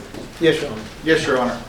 Okay, Mr. Parker, you have the floor, sir. Thank you, Your Honor. May I proceed, Your Honor? Yes, you may. Dr. Hudson, we're rounding third at this point, okay? Welcome back. Everybody's awake? Good. So, Dr. Hudson, let's focus a little bit more on Ms. Bordenave and Ms. King, and then we'll finish up, okay? Yes, sir. So, Ms. Bordenave and Ms. King, of course, have autoimmune hepatitis, correct? Yes, sir. And you referred to it, and I think you explained to the jury here, it's DILI, a form of DILI. It's drug-induced, acute, autoimmune-like hepatitis. Correct. All right. Which is indistinguishable from autoimmune hepatitis microscopic. Correct. And you've already testified what they've had to deal with up to now and the relapse certainty in your opinion. Yes, sir. All right. Now, the reports we've shown indicates relapse, a little less likelihood in the beginning, but as time goes on, becomes more likely. And your opinion is not if, it's when. Yes, sir. All right. And some of them say, most of those reports talk about up to 4 years, but very little information beyond 4 years. Is that correct? That's right. We really don't know beyond that for sure. Okay. But based upon your experience, where the authors say 40 to 80%, some of the reports say 65%, in your opinion, is greater than 65%. Yes, sir. All right. So, looking at Ms. Bordenave's medical records, we just talked about the autoimmune-like hepatitis. It's chronic in her case. Yes. Did you also notice in her medical records that she had portal fibrosis? Yes, sir. She did. Let's take a look at Exhibit 1207, Shane. Have you seen this document? I have. What is this? This is a pathology report from the Aurora Diagnostics, and they were the original receiving hospital that took the liver biopsy and examined it. All right. And we know the liver biopsy was taken at Centennial Hospital. That's correct. And it says here, minimal portal fibrosis. Is that a form of fibrosis? It is. So if Real Waters attorneys were to get up and say there was no sign of fibrosis, that would be against the medical records, correct? That would be against the medical record. And if we go down a little to final diagnosis, it says here, findings consistent with acute hepatitis. Is that correct? That is correct. So can you tell from a biopsy if someone has hepatitis or not? Yes, sir. And based upon your review of the medical records and her biopsy, she had acute hepatitis. She had acute hepatitis. So did Ms. King. That's correct. And all of the plaintiffs that you reviewed had acute liver injuries. They did. And if they were biopsied, you'd be able to see the same. Yes, they would have acute hepatitis also because they had elevated AST and ALTs. Right. And that's evidence of acute hepatitis. Now, under the microscopic paragraph here, I want you to explain what diffuse lymphocytic infiltrate means. Lymphocytes are a type of white blood cell, as are plasma cells. So we have a lot of different types of white cells and different types of red cells in our body, platelets, we've got all these different cell lines. And lymphocytes, along with plasma cells, are your classic cellular infiltrate for autoimmune hepatitis. This is what you typically see. And as we've seen in other medical records, Your Honor, I can approach. Yes, you may, sir. It says hepatocyte necrosis here. Do you see that, Dr. Hudson? Yes, sir. Does that mean that Ms. Bordnave also suffered liver cell or hepatocyte destruction? She did. Liver cell death. Hepatocyte necrosis means liver cell death. We've talked about INR and how important that is in determining how to treat a patient. You've talked about it. Yes, sir. Shane, go to page 1207, page 2. I want to just show this to the jury. I want you to explain it to them. Go up further. We see her INR is 1.9. Go down, Shane. Okay. Make that smaller, if you could. Not that small. There we go. Thank you, Shane.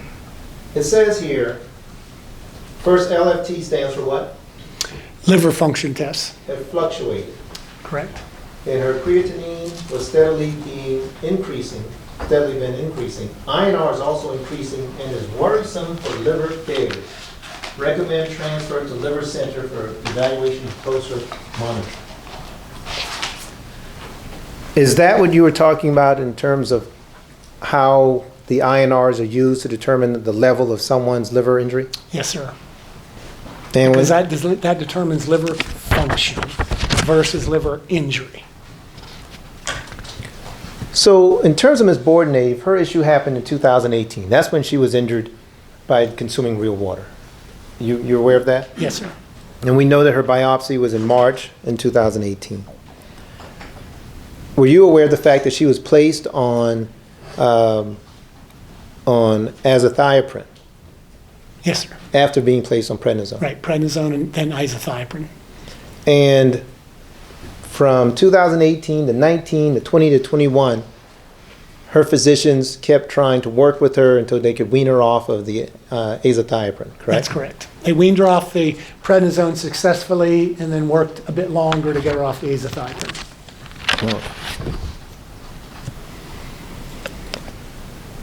Let's go to page 3, 1207, page 3, Shane.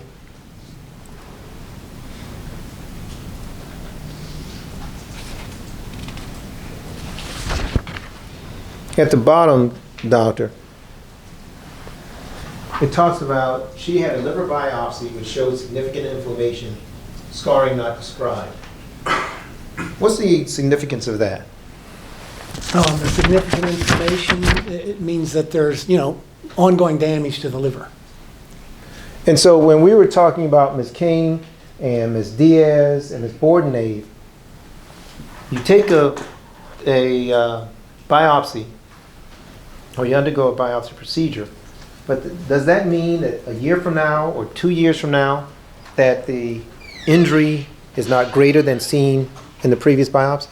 No, you cannot predict that because things change because of that inflammation, and scarring can progress in spite of what you do. So even if you're doing your best to follow the directions of your doctor, you could still have a progression of liver damage. That is correct. Go to Exhibit 15426, Shane.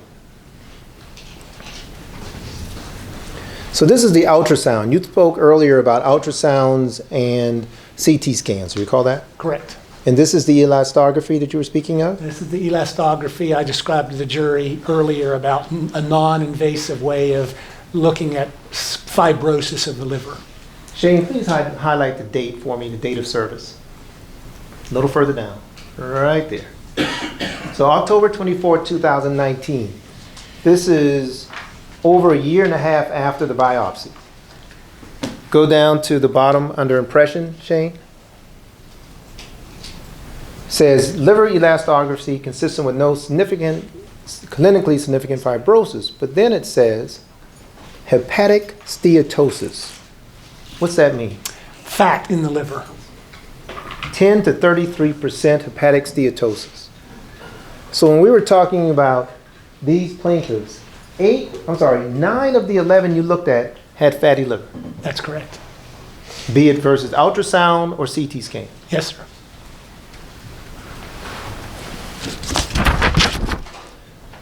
Go to 12074, Shane.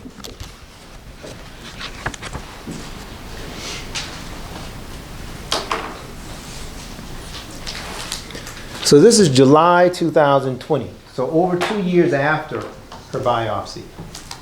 See that? Yes, sir. And it says, patient is a 42-year-old female for first visit with chronic conditions of autoimmune hepatitis. Why do they describe it as chronic? Because autoimmune hepatitis is a chronic condition. There's nothing you can do about it. Correct. And then it says, CKD stage 2 fatigue hepatomegaly. What is hepatomegaly? I don't believe anyone's heard that term A yet. large liver. So her liver is larger than it should be? Her liver is larger than it should be. Is that significant? That is significant. So we have 2 years after the fact, we have an enlarged liver, we have fatty liver, we have dead liver cells, and she has to live with this autoimmune hepatitis forever. Yes, sir. All because of real water? Yes, sir. So let's change gears and look at Ms. King.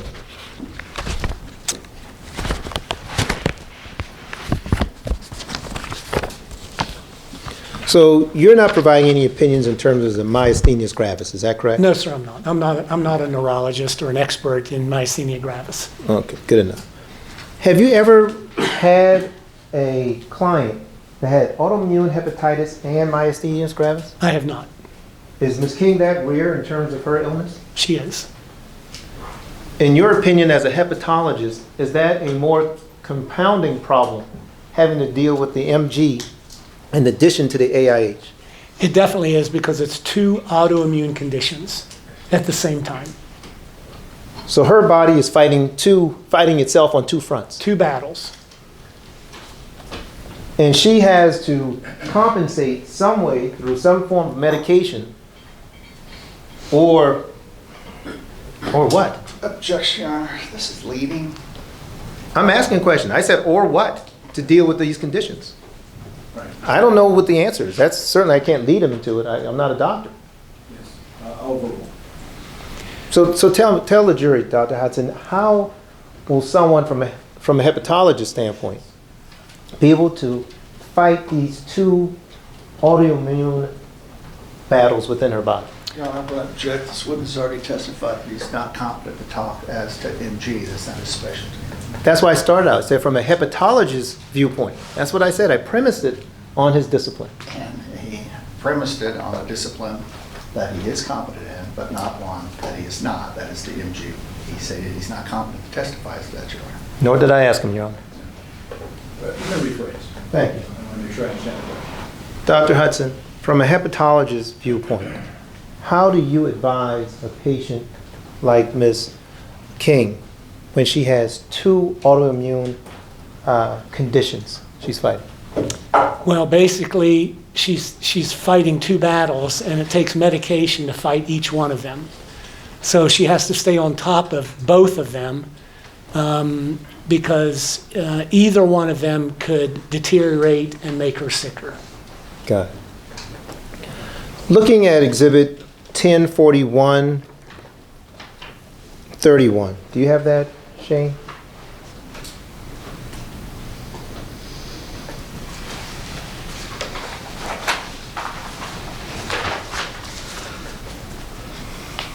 And if you could go to steatosis score. Do you see that? I do. Highlight that. And it says 0.81 high. What does that mean? That means that she has a lot of fat in her liver. And I'm sure Ms. King did not come here hoping to hear that. Correct. What does that mean for her long term?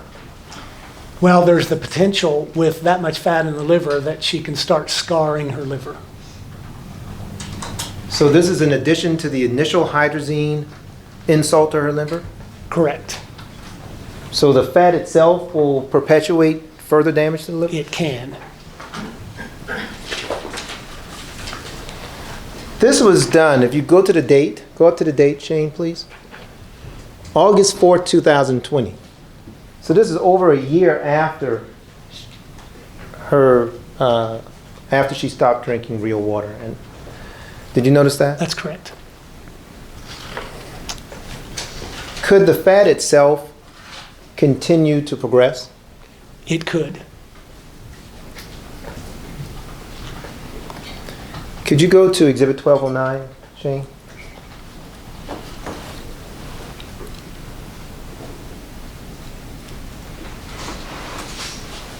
And I'm just taking you back a step, Doctor. This is dated 2019, collected May 6, 2019, hepatic function panel. If you could go down to the AST/ALT results for her. So are those still high, Doctor? Those are still quite high. And remember, 40, basically around 40 is normal for each one of those. So you remove the trigger, in this case, the trigger to the AIH for both real water, is that correct? That's correct. And that's the hydrazine within the real water, is that correct? That is the hydrazine within the real water. So even after the hydrazine is no longer being consumed by Ms. King, why would her AST and ALT scores continue to be so high? Well, this goes back to the Andrade article, right? The one from the European Association for the Study of Liver that we put up on the board a while ago, that there are patients that go on to develop chronicity of their autoimmune hepatitis in spite of withdrawal of the stimulus. Stimulus in this case was hydrazine in the real water. It's been withdrawn for quite some time, but yet look at those numbers. So again, the chronicity of autoimmune hepatitis that was started by the real water. All right. Shane, go to 1046, page 5.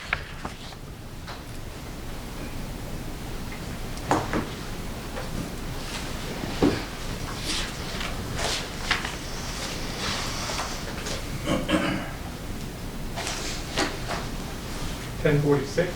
1046, page 5.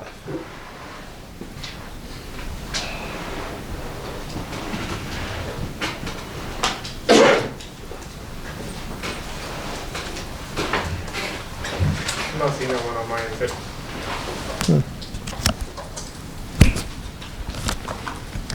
Well, I may have a... Y'all reckon course indulgence? Yes, sir. Oh, excuse me, I found it. Sorry. Uh-huh. After all of that, embarrass me in front of my friends? All right, so you see this, you know my approach? Yes, you may. So again, we got a date here of August 4, 2020. And Ms. King is at the digestive disease specialist. She's got abdominal pain. She's got elevated ALT, AST, bloating for the past 6 weeks. Go to the next page, Shane. It says here, under impressions, just highlight the impression part, Shane, for me. Not the other part. Yeah. Down, down, down, right there. There we go.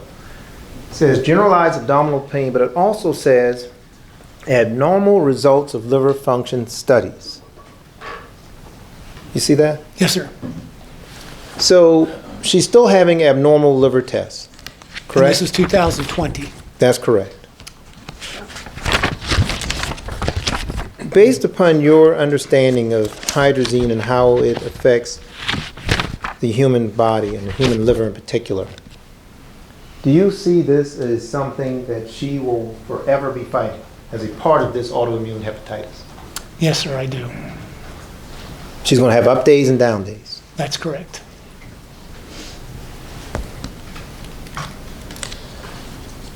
Go to Shane 1042, page 17.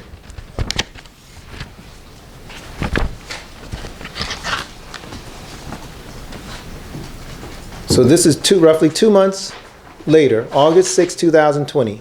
October. We were in August earlier. This is October, just to give you a date. Go down to the bottom. It says abnormal liver function test. Caucasian woman born in 1973. Has autoimmune hepatitis variant with chronically elevated liver enzyme. So chronically elevated. Does that mean it's constant? What does it mean? Pretty much means it's constant, yes. It says, although the liver biopsy is not classic for immune hepatitis, there is active disease. Go to the next page, Shane. And it also says, and mild increase in fibrosis. So if Real Water was to get up and say that Ms. King did not have fibrosis, would they be incorrect? They would be incorrect.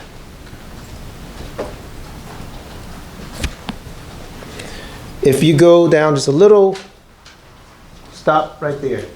Shane, start where it says, we would recommend. Up a little higher. Up. Nope, up. Right there, the one, there you go. We would recommend liver panels once a month for the next 6 months. I will see her and follow up in 5 weeks after she's been on Orso. What is Orso? Ursodeoxycholic acid. It's an anti-inflammatory medication that we sometimes use for treatment of autoimmune hepatitis. Yeah, are there any side effects to using Orso? Urso is very well tolerated. It's not one that we commonly use for autoimmune hepatitis, but this physician, Dr. Gish, commonly uses it because he's had some success with it. So that's what he put her on. Go to the top of the page again, Shane. I want to point something out to the jury. So this is the Loma Linda University. Is that affiliated with the Loma Linda article we were talking about earlier? Same university, yes. And you understand Ms. King was being treated there? That's correct.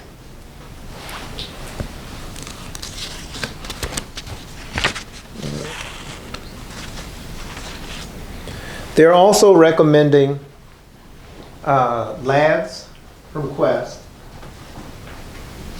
and we will discuss more aggressive immunosuppression in near future. Do you see that? Depending on her liver enzyme pattern and response. That's right.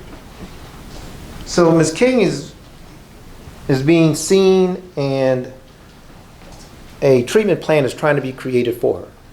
Correct. As a hepatologist, is it that difficult to not only monitor but manage a person suffering from autoimmune hepatitis? It can be. I would say the one good thing about autoimmune hepatitis is most people respond to treatment. Yes, sir. As a hepatologist, and you indicating that most people respond to it, is it fair to say that she will have to deal with responding to treatment the rest of her life for this condition? Yes, sir. All right. So to sum up, Doctor, in terms of all the patients, including Ms. Bordenave and Ms. King, have they all suffered permanent liver injury as a result of consuming Real Water? They have. All right. And you give that opinion to a reasonable degree of medical probability and or certainty? I do. And based upon your review of the biopsies at the Loma Linda article, biopsies of these plaintiffs, the biopsies you've seen in other people who've consumed Real Water, is it your opinion that Real Water and hydrazine has caused permanent injuries for which these plaintiffs will need to be monitored for the rest of their lives, at a minimum 20 years, I believe, is what you said? Yes, sir. I believe that. Based upon your review of Dr. Datnow's report, is it your belief that these patients, and in particular Ms. Diaz, also showed progressed liver damage in the form of fibrosis, perhaps bridging fibrosis, based upon regenerative nodules in Ms. Diaz's slides? Yes, sir. And you give that opinion to a reasonable degree of medical probability and or certainty? I do. And you've reviewed all of the medical records and bills for all of the plaintiffs, correct? I have. And do you believe those medical bills, those medical records reflect medical care that was reasonable and necessary given their conditions? Yes, sir, I do. And do you believe that the medical bills were customary and appropriate in this community, or appropriate, I would say, based upon their care and treatment. Yes, sir. And you give those opinions to a reasonable degree of medical probability and are certainty. I do.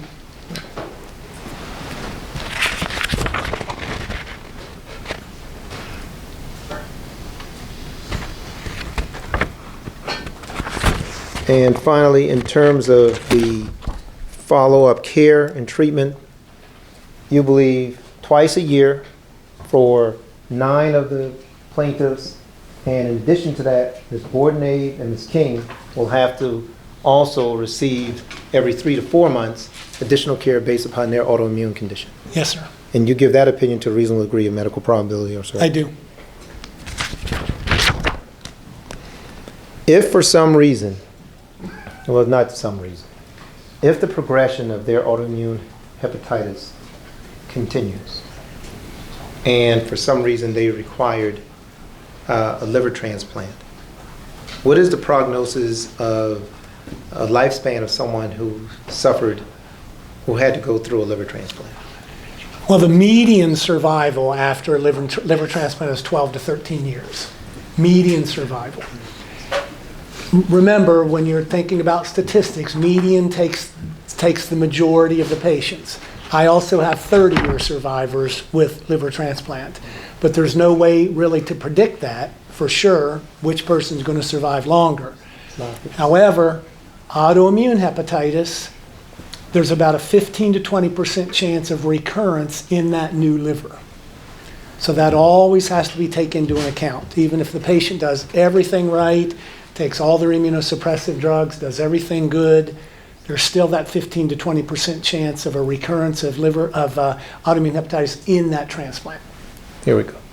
But overall, patients do pretty well. All right. And are these accurate percentages, doctor, in terms of transplant operations? Yes, sir. And then, doctor, I think this was mentioned during Mr. Aglett's opening, a recent death of a liver transplant recipient. Shane, if you could go to that. Are you familiar with this actress? This is irrelevant. No one is scheduled for a liver transplant in this case. This is irrelevant.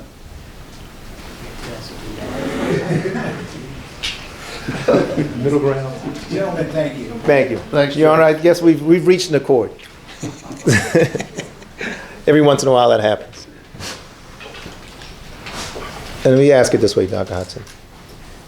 Is there a percentage by which most people require a liver transplant? Is there a condition that you can think of? Where most people require liver transplant? Yeah. Not really, because the minority, whatever condition you take, whether it be hepatitis C, hepatitis B, autoimmune, alcoholic liver disease, it's the minority of patients that require liver transplant. Now, if you had to figure out one condition seen either ultrasonically or by CT scan that prompts a liver transplant, would it be fatty liver? In this day and age, it would be fatty liver, yes. 9 of the 11 people here, through your review of the medical records, have now suffered fatty livers because of their consumption of real water. Yes, sir.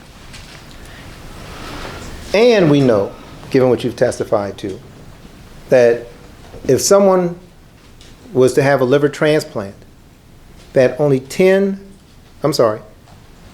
somewhere between 11 and 15 years would be the medium amount of time they would have after that liver transplant to live. That's correct. And that liver transplants fail in 10 to 15% of all recipients. That is correct. And that's something that each one of these plaintiffs will have to deal with going forward. Not the liver transplant, but the possibility. Possibility of liver transplant, yes, sir. You ever heard of Michelle Trachtenberg? I saw it in the news. That was it. All right. Are you aware of how she died or what caused her death? No. Objection, Your Honor. Relevance. He said no. I was just saying, he said no. All right, thanks. Okay. We asked that question. I asked that question, Dr. Hudson, just to know if you had reviewed any records or information on her. No. All right. Getting back to our plaintiffs here. In terms of your opinion relative to fatty liver and liver transplant? Have you seen and treated patients with fatty liver that ultimately precipitated liver transplant? Yes, I have.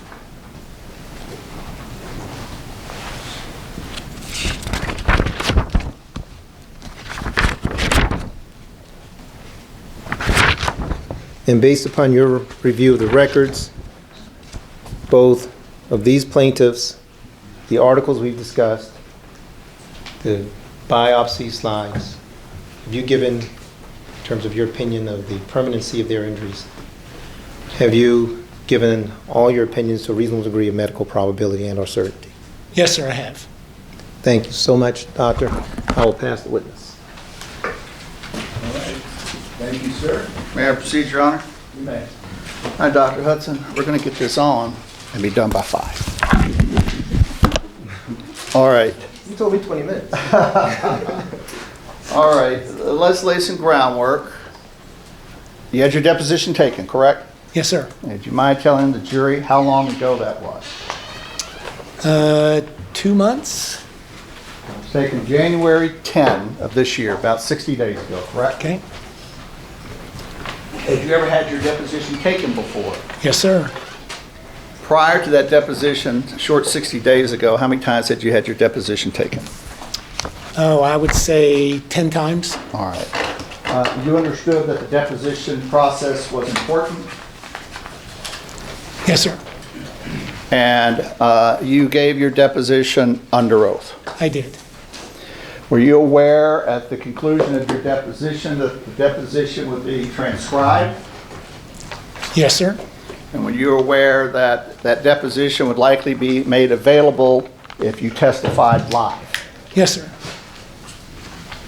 And were you aware that you had an opportunity to make changes to your deposition that you felt appropriate, subject to perhaps being impeached depending on the changes you made?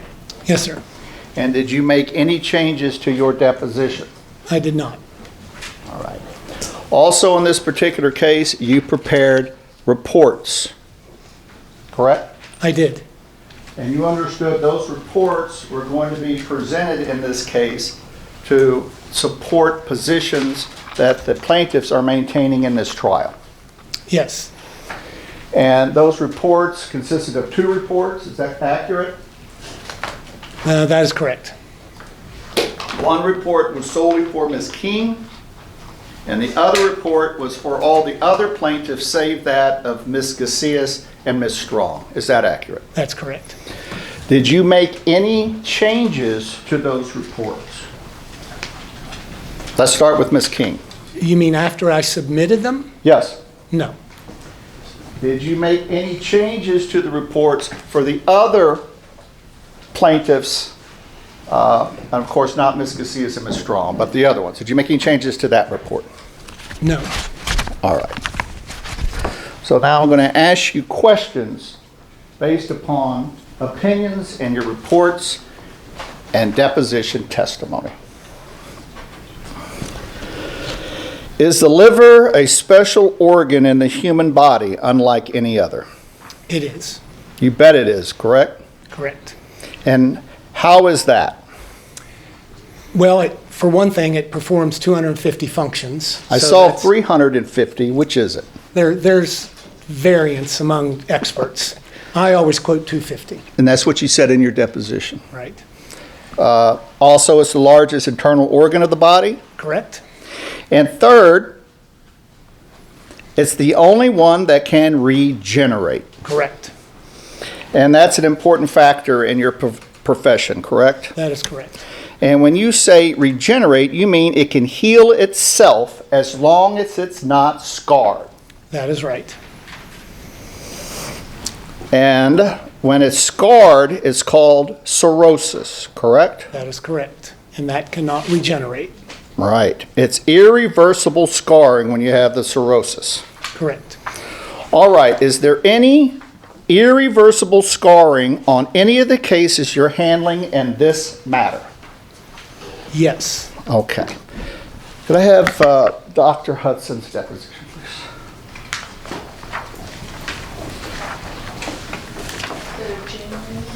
this matter. Thank you for asking.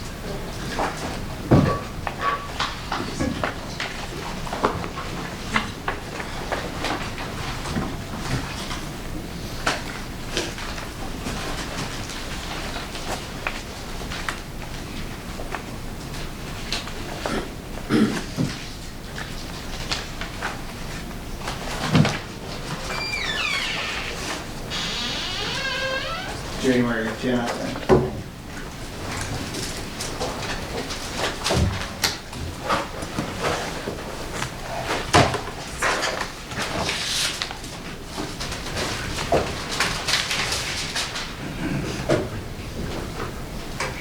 Thank you.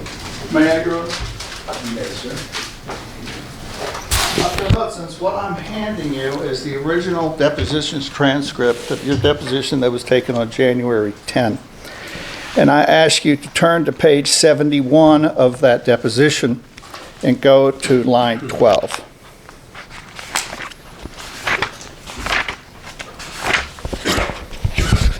Let me know when you were there, and I'll ask you to read to yourself lines 12 through 15, and let me know when you're finished. 12, 15, is there any irreversible? No, sir, just read it to yourself. Oh, okay. Are you done? Yes. Question. All right. Is there any irreversible scarring in any of the cases you're handling in this matter? Answer. There has not been. Was that your answer, sir? That was my answer. Okay. Did you change that answer? Well, You had the opportunity to review your deposition. Well, I missed it during the review of my deposition, but I would say that at this point, I did not understand the question, or I did not get the question right.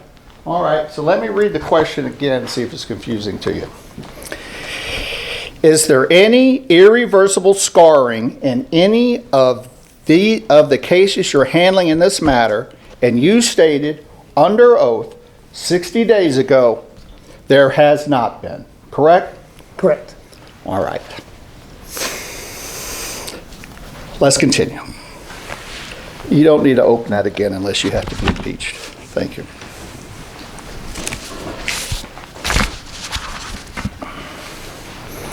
You discussed DILI, drug-induced liver injury, correct?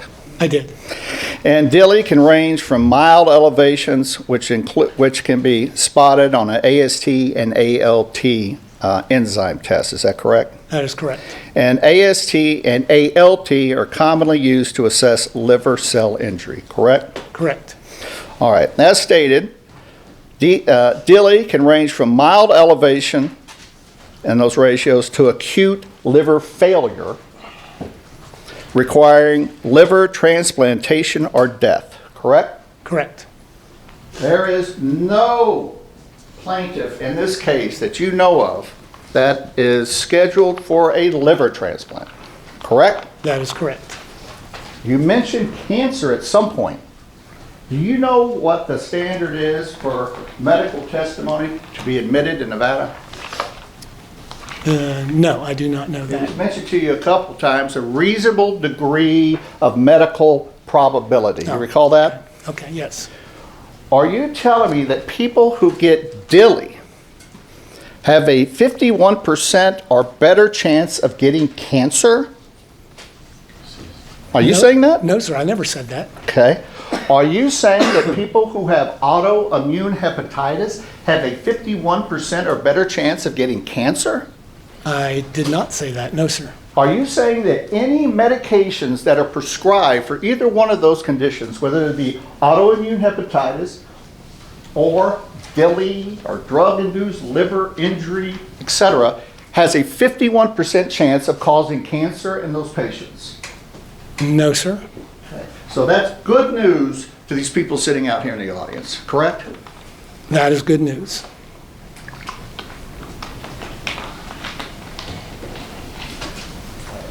You said that you reviewed Dr. Datnow's report and forming your opinions, correct? I did.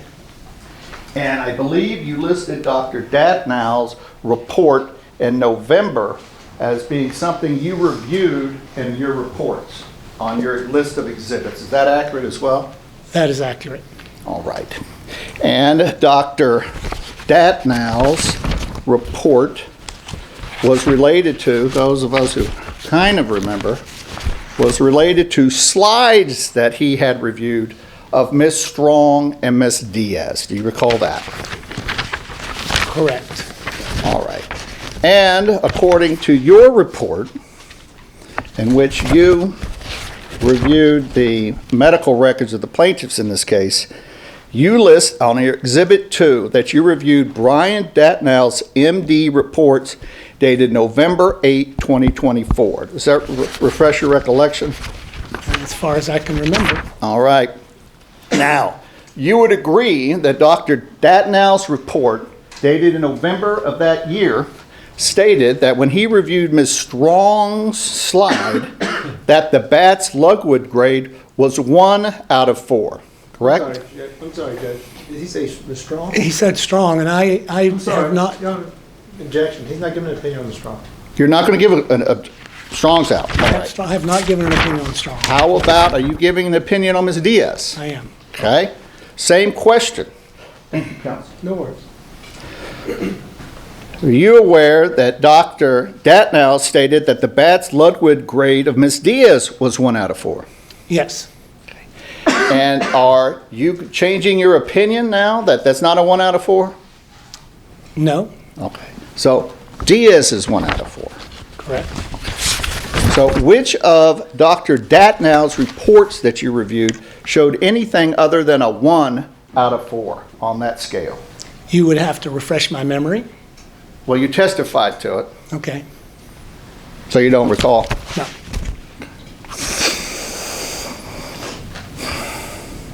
Also, something was shown to you, and if we could pull this up, wake up, Robin, you're going to have to do something today. Exhibit 154. Think you can locate that? Yep. Believe this was brought up to your direct examination. And 26. And if you go down to the bottom of 26, where it says impression, do that cool thing where you can scan it and pop it open, where it says impression there down at the bottom. Watch this. Do it. All right. There was some talk about someone having a lesion on their liver. There's this familiar word up here. Hemangioma. A lesion suggestive of hemangioma. Do you know what that is, Doc? Sure do. It's a blood vascular lesion. It's benign. And it's probably the most common benign lesion in the liver. And as I've heard, this can happen on people at birth. It can. And then it shows up perhaps when you're around 30 to 50 years old. It can show up anytime. Yes. So this lesion and this hemangioma, that's not caused by real life. Object, Your Honor. If you do want to approach, we can. I don't know if the objection is, we may not need to approach. Your Honor, he's asking him to comment on a lesion that there's no prior. There's no prior. And the objection will be sustained Thank you, Your Honor. based upon that fact rate.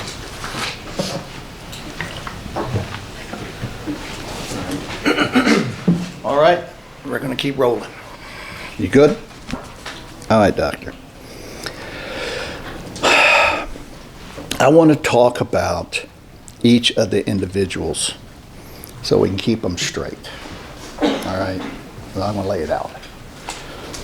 You identified the following plaintiffs of having acute liver injury, whether we're going to call that ALI, acute liver injury. That is Ms. Bordenave, is that correct? Correct. James Delmar, Chris Mano, Glenn Morris, and Abraham Olvera. Is that accurate? That's correct. All right. Now there's a difference between acute liver injury and acute liver failure, correct? That's correct. All right, a big distinction, correct? There is. All right. So the folks who have acute liver failure, per your report, are Nicole Chang, Nigel Davis Richards, Vanya Diaz,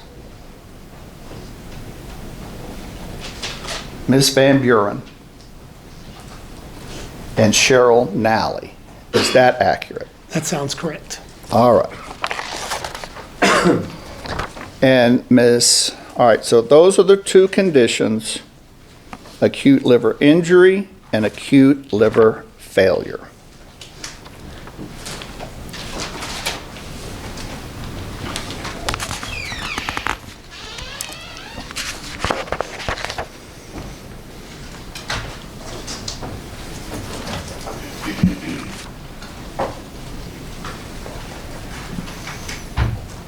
So DILI can cause acute liver injury or acute liver failure, correct? Correct.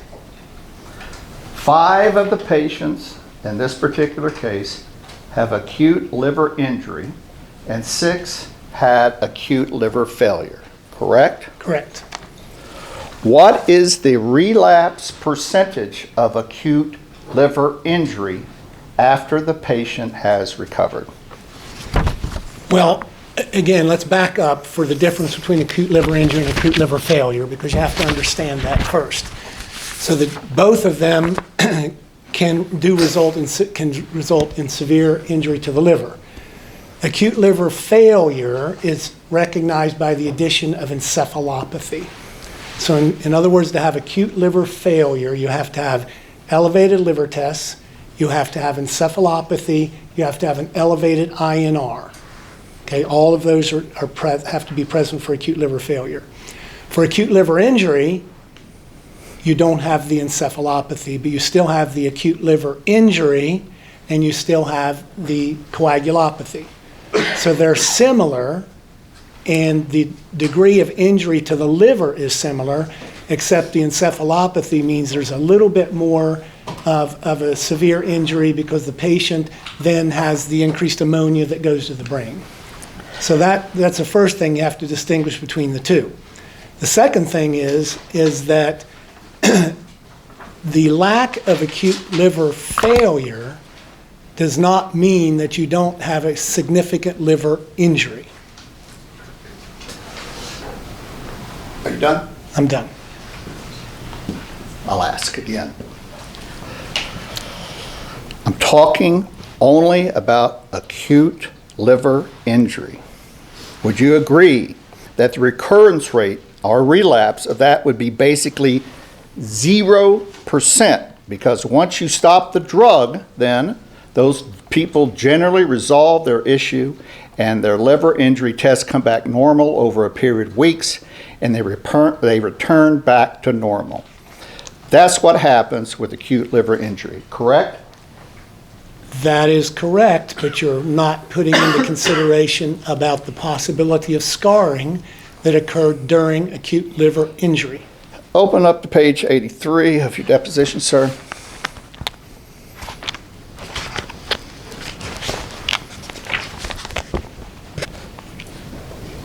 Let me know when you're there. I'm there. Okay. Go to page 83. Read lines 14 to 25 to yourself.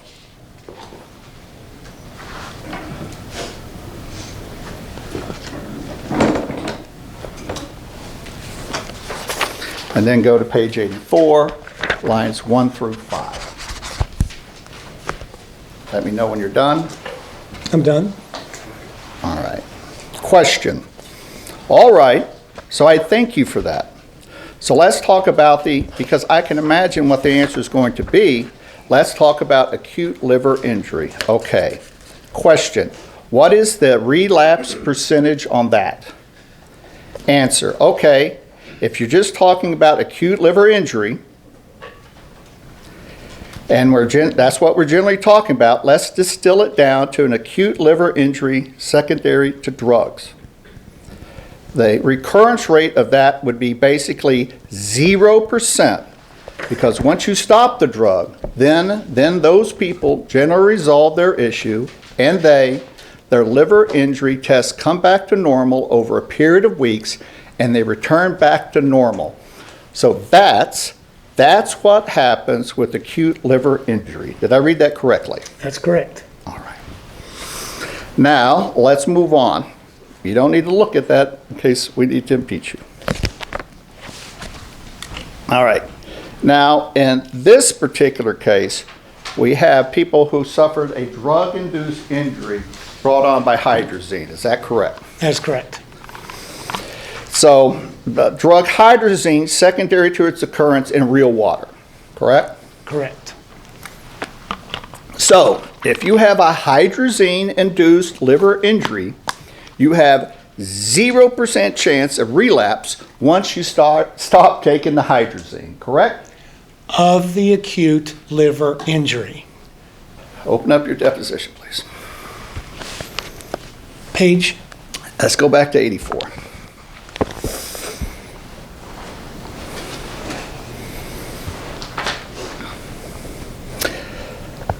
Let's go to lines 11, line 18.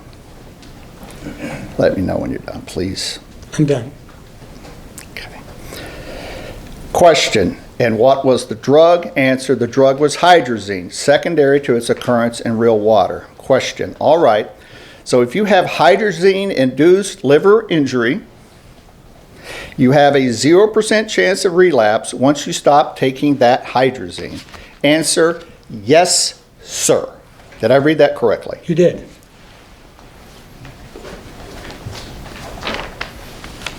Again, Do you know of anyone in this case who's continuing to consume hydrazine? no.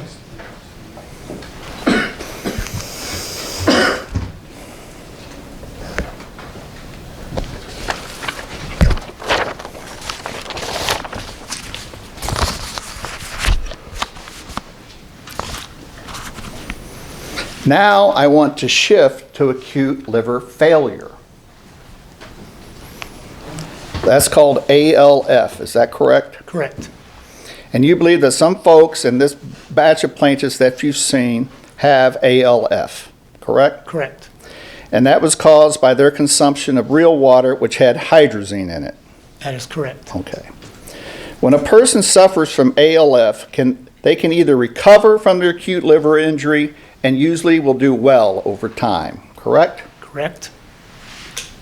But a certain percentage of those people with acute liver injury, which can be as high as 10%, they would have to have either a liver transplant or die, correct?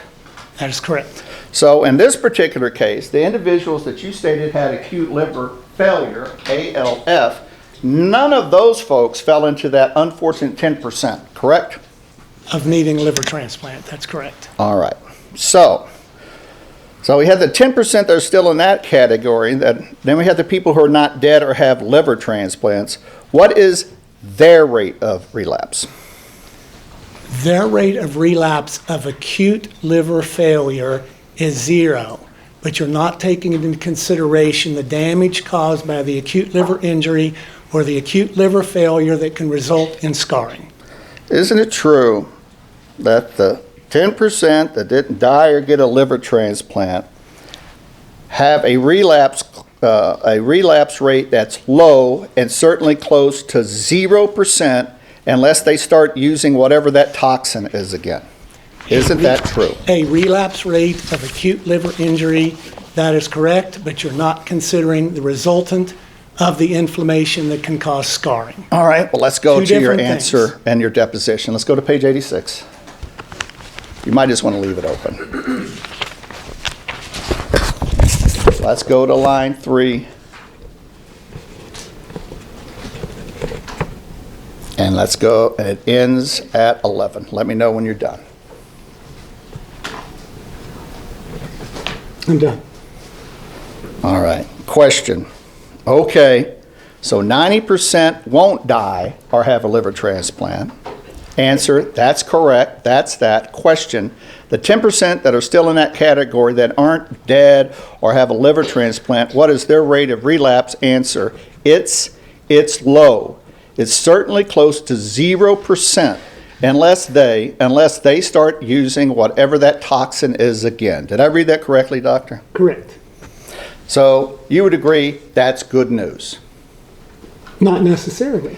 Well, I asked you that question. Will you go to line 12 through 14? Let me know when you're done. Well, let's, yeah, I Just can let see- me know when you're done, sir. I'm done. Question. Okay, all right. That's good news too. Is that correct? Your answer, correct. Did I read that correctly? Yes. Thank you. Keep reading.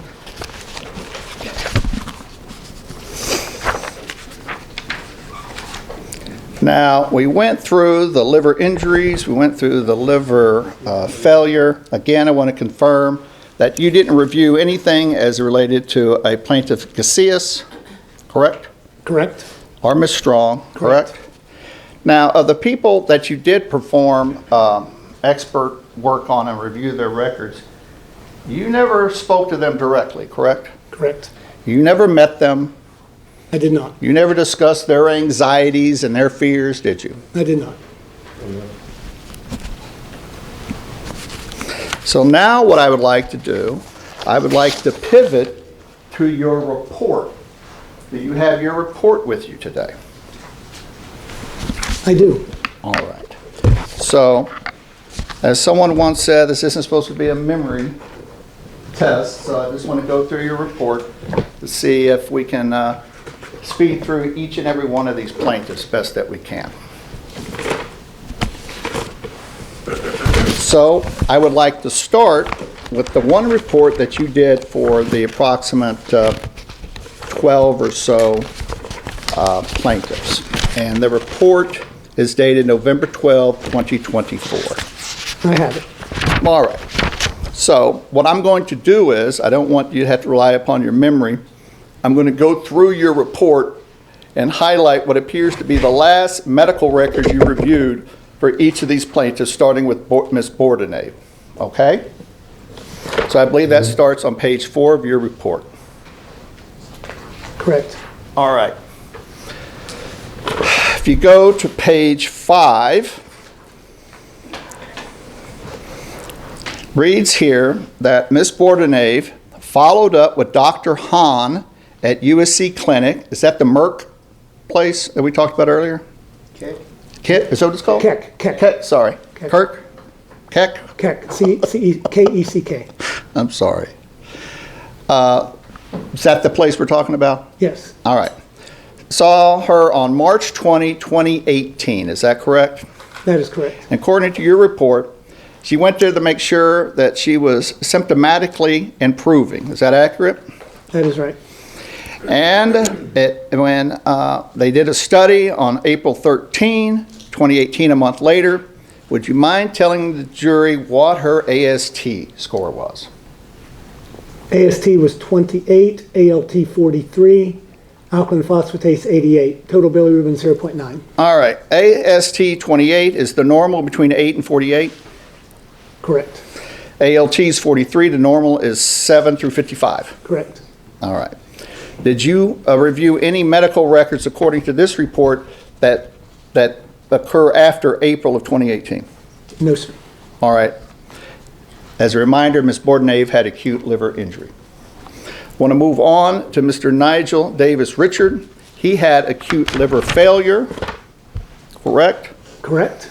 And if you go to page 6, it looks like the last time, according to your medical review, he saw someone on January 6, 2021. Do you see that on the second to last paragraph in that section, sir? That is right. And isn't it true that he had a follow-up with Digestive Associates on January 6, 2021, and his symptoms of abdominal pain, nausea, and vomiting had all improved? Is that correct? That's correct. All right, I'd like to move on to James Delmar. Mr. Delmar testified yesterday. He had acute liver injury according to your report. Do you know that, was it Mr. Delmar that checked himself out of the hospital? Were you aware of that? I believe that's correct. All right. He was seen on a July 6, 2018 by his primary care clinic. That's on page 7. Do you see that? Yes. All right. And it says that on July 6, 2018, his symptoms had resolved, correct? Correct. And what was his AST 37, and his ALT? 67 abnormal. All right, ALT is a little high. Correct. All right. Then we go on to Vanya Diaz, liver failure. If you go to page 8 of your report, on March 21, 2021, they did the liver enzymes. Would you mind telling the jury what her AST was? It's about 4 full paragraphs down. 19 and 14. Right. We go to Van Buren. She had acute liver failure. She followed up with Dr. Gauthan Reddy on January 19, 2021. Do you see that on page 9? Correct. Okay. And it says that follow-up was unremarkable and laboratory studies had all returned to normal. Is that correct? Correct. Let's move on to Mr. Mano, who had acute liver injury. Where I want to go is page 10. He did a follow-up with St. Rose Dominican Hospital on December 23, 2020. Correct? Correct. His lab showed an AST of 57 Abnormal. and an ALT of 16. very normal, correct? Correct. And he was discharged with improved condition. Bilirubin abnormal. Say again? Bilirubin abnormal. He was discharged in improved condition, correct? Correct. You didn't see any medical records after that date, did you? No. All right, let's move on to Glenn Morris, acute liver injury.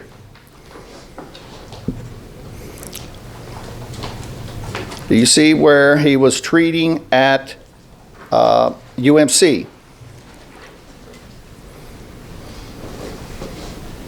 Yes. All right, and do you see where he had, this is where he had the high AST and the high ALT. Do you see that? Correct. All right.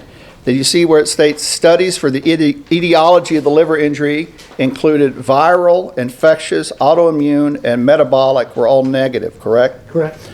So the theory here is, and the courts ruled on it, the causation was hydrazine and real water, correct? Correct. Was there any follow-up with Mr. Morris after this note, according to the records you reviewed? Not that I see. All right, let's move on to Ms. Nally, acute liver failure. All right, let's go to page 11. First full paragraph. State, bless you, whoever that was. Excuse me. It's okay. First full paragraph, she had several post-hospital follow-ups at her home in Oregon at Kaiser Permanente in 2021 and 2022. States that in early 2022, she began noticing memory problems, difficulty multitasking, but had an unremarkable evaluation. Isn't that true? Correct. And they did lab studies on her, did they not? They did. And they were normal, and heavy metal panel was negative. Is that accurate? Correct. And that was the last medical record you saw for her back, and this is back in 2022, correct? Correct. Then we'll move on to Mr. Olivera, excuse me, sir. On page 11. I think he was admitted to the hospital and maybe did a follow-up, if my recollection is accurate. By the time that he was released from the hospital on November 9, 2020, isn't it true that his liver injury tests had improved rapidly?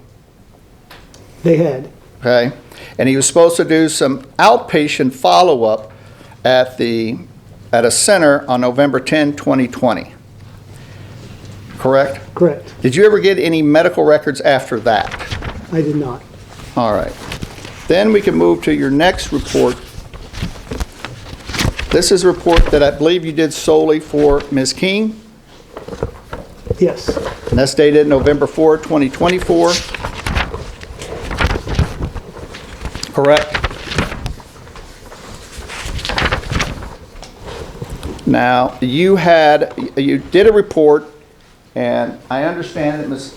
King has the autoimmune hepatitis, and she has the autoimmune-related MG, to which we're not disputing.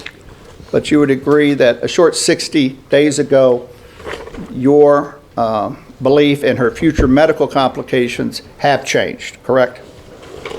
In what way? I don't understand the question. Well, I don't want you to answer it. I just want you to think about, if you go to page 11, you have a finding there, number 2. And read that finding to yourself. Has that changed your opinion there? On page 11? Yes, sir. Can I approach your Honor? It's on page, top of page 12, too, isn't it? Here, come here. Oh, I got it here, bro. There's 11, it's 12, not that, right? How should I look? Get it straight.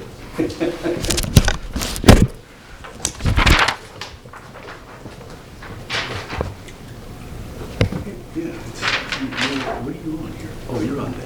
Okay. All right, let's approach it.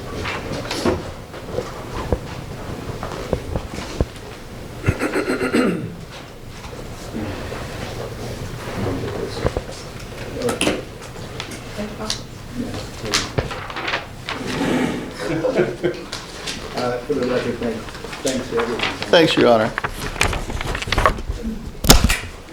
Okay.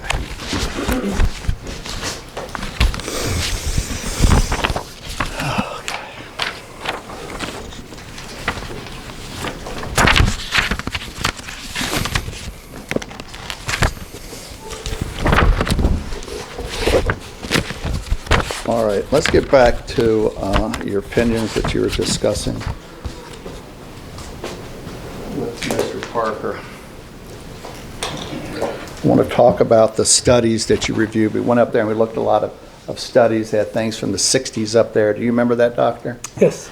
Did you gather those studies? Was that your research? Some of it was articles that I pulled, and some of it was articles that the attorneys pulled. Right. So even you, who have all this expertise in liver, and I don't deny that, you weren't aware of some of those articles that you're relying upon. They had to be provided by the attorneys. Is that correct? I looked some of them up myself. I know, but not all of them, right? Correct. Okay, that was my point. All right. I ask you some of your questions about hydrazine. You discussed, various medical literature, etc.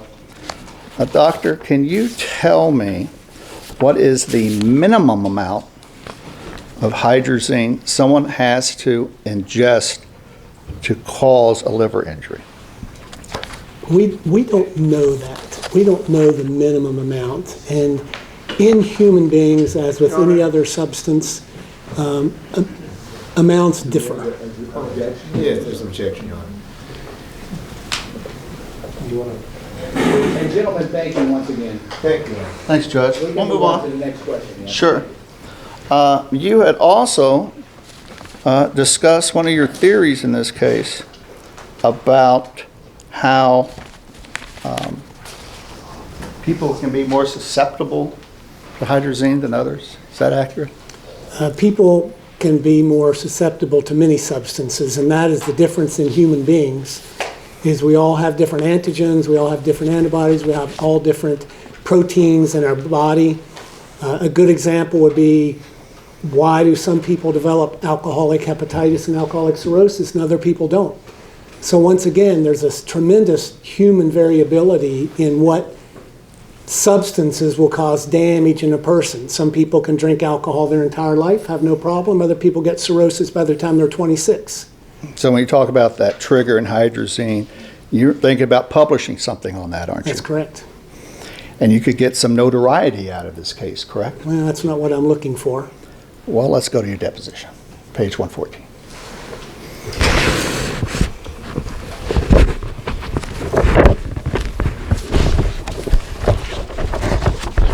One, 114, sir. 14. Line 7. We'll start at line 1 to give us some context, down to line 9. Let me know when you're done. What page, counsel? 114. You done, Doc? I am. Question, and can you tell me a single study of anyone who would support your theory that hydrazine would be a trigger, as you described it, for autoimmune hepatitis? Answer, nobody in the past, but I'm going to publish it. Answer, right. You could get some notoriety out of this case, right? And what was your answer? Absolutely, as I was joking. Right. Did you say anything after absolutely? No, didn't need to. Is this a serious case to you, sir? Come on, counselor. Is it a serious case to you? Of course it is. You were asked a question, and you gave a one-word answer as a joke. Absolutely. And I was asked a silly question. Absolutely, sir. Your witness.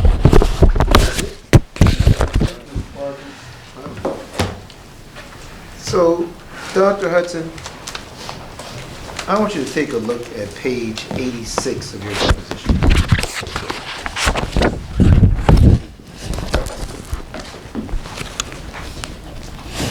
Mr. Johnson asked you a question in front of the jury, and he only took one part of your answer. Yes, sir, he did. And you went on for a page and a half explaining your answer. Yes, sir, I did. Did Mr. Johnson do you the courtesy of at least reading that into the record? No, he cut me off. Did he give you a chance to actually read that in for the jury so the jury knew your whole answer? No, sir, I tried, but he cut me off. So your answer starts at page 86, which is what Mr. Johnson was speaking of, and it went from line 16 all the way through page 87, all the way to page 88, line 7. Do you see that? That is correct. And did you explain to Mr. Johnson what you meant in terms of relapse and the rate of relapse? I did in that deposition, yes, sir. All right. Now, Mr. Johnson has chosen today, well, you know something, before we get there, read that response. Read it to yourself.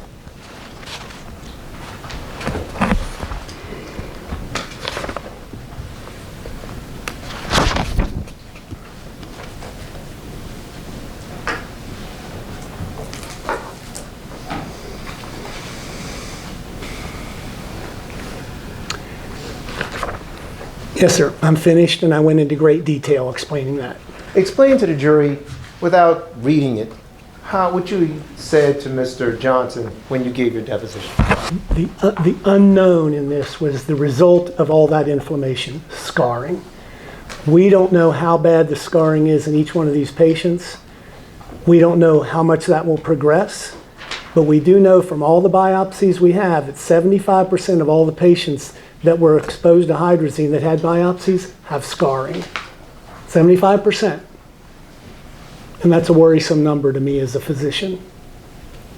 So, in terms of patients that did not have biopsies, when Mr. Johnson asked you whether or not you knew there was permanent scarring, you can't say because you didn't have their biopsies, correct? That's correct. But based upon all of the literature, does that lead you to the same conclusion? That they all suffered liver damage because of their consumption of hydrazine? Yes, sir. When Mr. Johnson asked you about whether or not it was permanent, did he ask you to consider all of the literature? No. Did he ask you whether or not you could consider the results of all of the other people that you reviewed their medical records in coming to a determination? No, sir.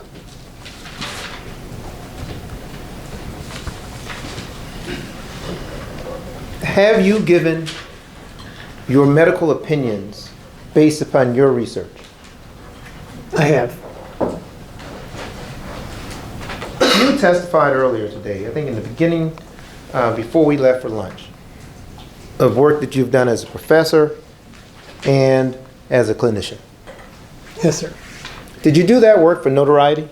No, sir. Are you here today for notoriety? No, sir. Would you ever compromise your license, your reputation in legal in the medical community for notoriety? Never. I'm in medicine to help people. And my career would show that. When it comes to fatty liver, is that a condition in these plaintiffs caused by real water? It is. Based upon all the medical evidence you've seen in front of this jury, are those permanent conditions? Those are. Did Mr.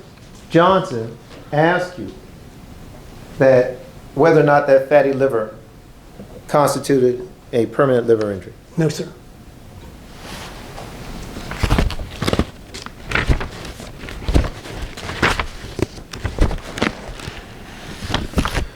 Let's talk about the literature in terms of hydrazine. Is hydrazine something that has been researched heavily when it comes to human, either inhalation or ingestion? No, sir. Just those case reports. Is that because no one knowingly drinks a liver toxin? That's right. No one knowingly drinks rocket propellant, is that correct? That's correct. So that's why there hasn't been research on it. The research that we have here, is that all the research you could find? That's what we did a literature search, and that's what we found. All right. So let me ask you this. Have you seen any reports from Real Water, be it a toxicologist or a water quality person or anyone who says that hydrazine is not toxic to the human body? I've not seen that anywhere.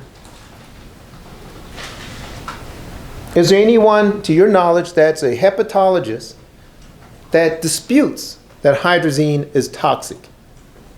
None that I'm aware of. Does anyone dispute that hydrazine causes liver damage? No, sir.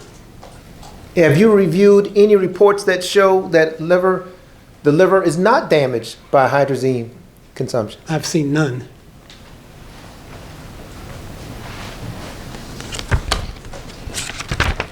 Do you remember that deposition 2 months ago, roughly? I do. Do you remember Mr. Johnson being at times as flippant as he's been in front of this jury? Just Your Honor, argument of it. Do you remember how he acted during that deposition? Yes, sir. And in your opinion, did he act flippant during that deposition at Same times? objection, Your Honor. Your Honor, he attacked Dr. Hudson, and he was flippant in front of this jury. The least he could do is let Dr. Hudson respond.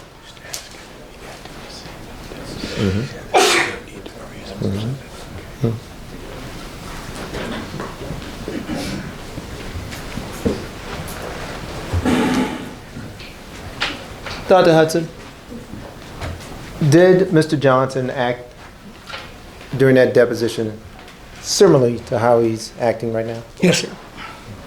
And when you responded to him, did you do in like kind? Did I what? Did you respond to him in similar fashion? No. In terms of the end of the deposition, page 114, when he asked you whether or not you were doing this for notoriety, and you said absolutely, were you responding to him in the manner in which he asked that question? I was. I was joking because it was a silly question to me, a ridiculous question.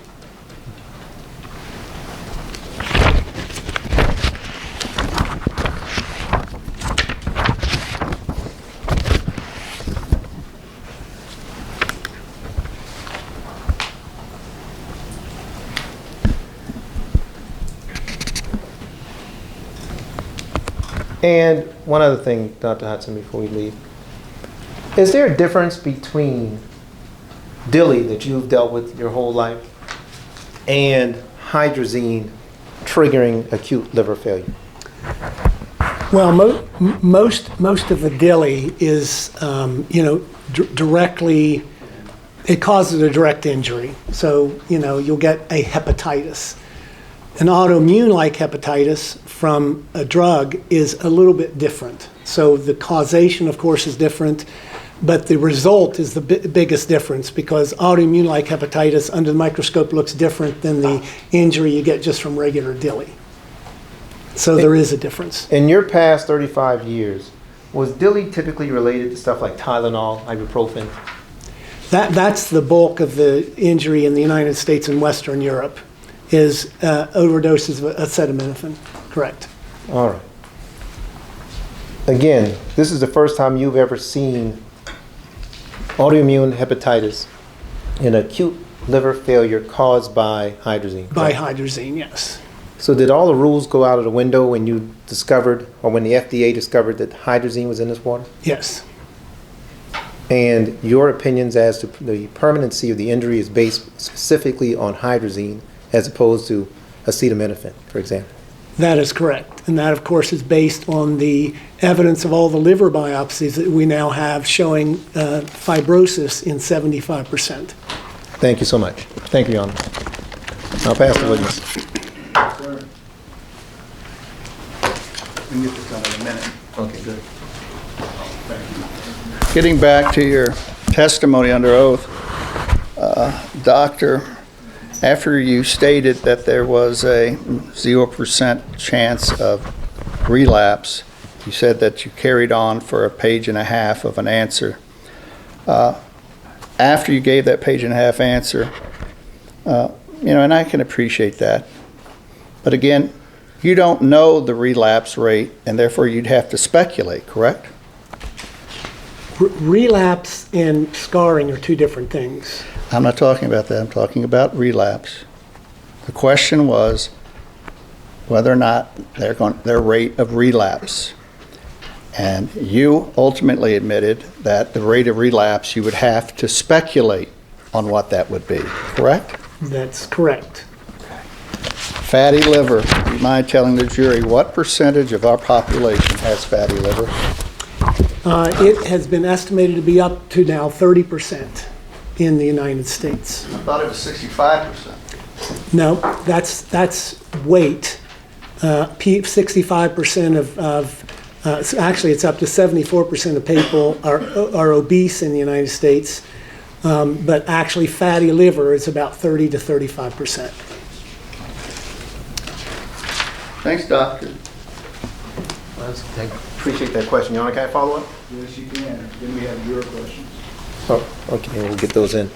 30%, 30, 35%? 30, 35%. In this case, we had 9 out of 11 with fatty liver, Correct. going back as young as 15 years of age. Yes, sir. So that's definitely higher than the national average. That is right. You tie that to hydrazine? I do.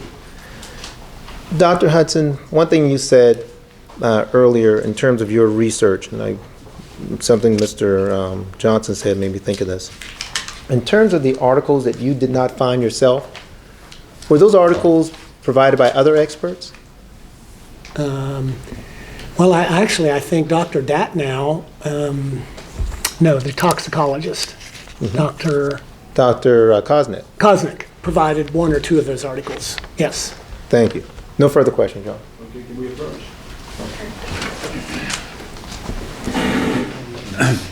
All right, ladies and gentlemen, before we wind up, we have 3 jury questions that we have to have the doctor answer. And Doctor, we'll start off with the first question from juror number 4, Mr. Dixon. Quote, from your professional opinion, what criteria must a patient meet to be considered severe enough to be qualified for a liver transplant procedure? Close quote. Those criteria are very well outlined in UNOS, which is the United Network of Organ Sharing. And we established what's called a MELD score, MELD. And it takes certain of your laboratory findings It's a complex logarithmic formula that you can't do in your head, so we have to do it all on a computer. And once we feed in that information from your laboratory studies, it calculates a MELD score. The MELD score goes from 6 to 40. 40 is the highest you can go. You're not going to survive 3 months with a MELD score of 40. Most of us in the room are a 6, okay, if you've got a normal liver. So that MELD score drives your candidacy for liver transplant, and it not only drives your candidacy, it drives how quickly you get transplanted. If your MELD is 15, you may be waiting 2 years for a liver transplant. If your MELD is 40, I'll get you transplanted in 5 days. Make sense? Okay, thank you, Doctor. We have another question from juror number 10, Ms. Erickson. Quote, you mentioned earlier today that you deemed the FNR. Number one. Is that number one? Number one. Okay. How well the blood clots as your measure for how the liver is functioning? INR, Your Honor. INR. Okay, thank you. INR is a number one measure. Okay. And I'm just reading the question. Just want to make sure it's correct. I'll read it again just to make sure, because I did. Quote, you mentioned earlier today that you deem the INR, how well the blood clots, as your measure for how the liver is functioning. Anything 71.0 is considered high? No, over 1.0. Okay. That's it, over. Over 1. I see. Is that a greater sign, ma'am? Greater. Thank you. Got all kinds of hands and signs. And there's a number one there's a number one measure. Yeah. And I want to make sure, ma'am, I understand your question. I get it right. Anything greater than 1.0 is considered high. What would you consider dangerously? What number would you consider dangerously high? Did I get it? Yes. Okay. 1.0 is your upper limit of normal. And, you know, with chronic liver disease, it's not unusual to see INRs of 2, 2.5. Those are people with cirrhosis. They're stable. They're waiting for liver transplant. I don't consider that dangerous. But once you get above 3, 4, I start getting worried about spontaneous bleeding and worsening of the liver.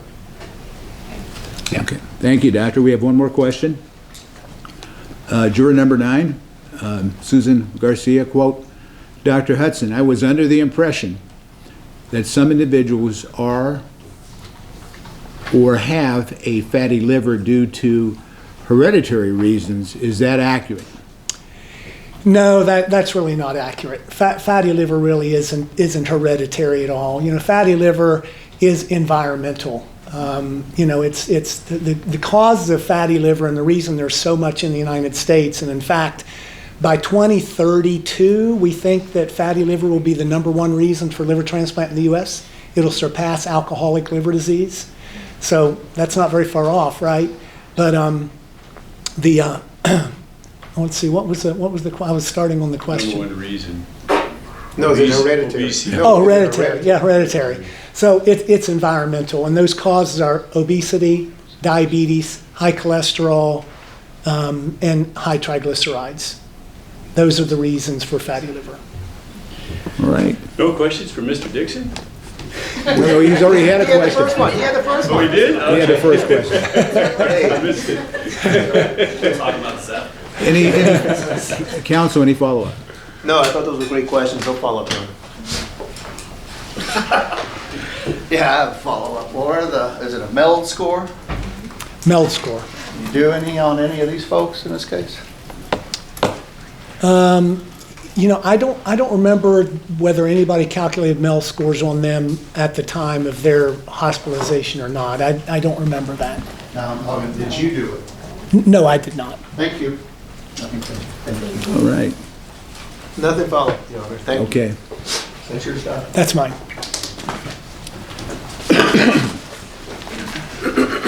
All right, ladies and gentlemen, I have to read the admonishment to you, of course. And you're admonished not to converse amongst yourselves or with anyone else on any subject connected with this trial, or to read or watch or listen to any report of or a commentary on the trial by any persons connected with this case, or by any medium of information, including without limitations, newspaper, television, radio, social media. Remember the prohibition. And last but not least, you're not to inform or express any opinion on any subject connected with this trial until the cause is finally submitted to you. And this is what we plan to do tomorrow, 10:30, and then probably on Friday, it'll be 9 o'clock. Just want to let you know that. All right? All rise to the pledge of allegiance.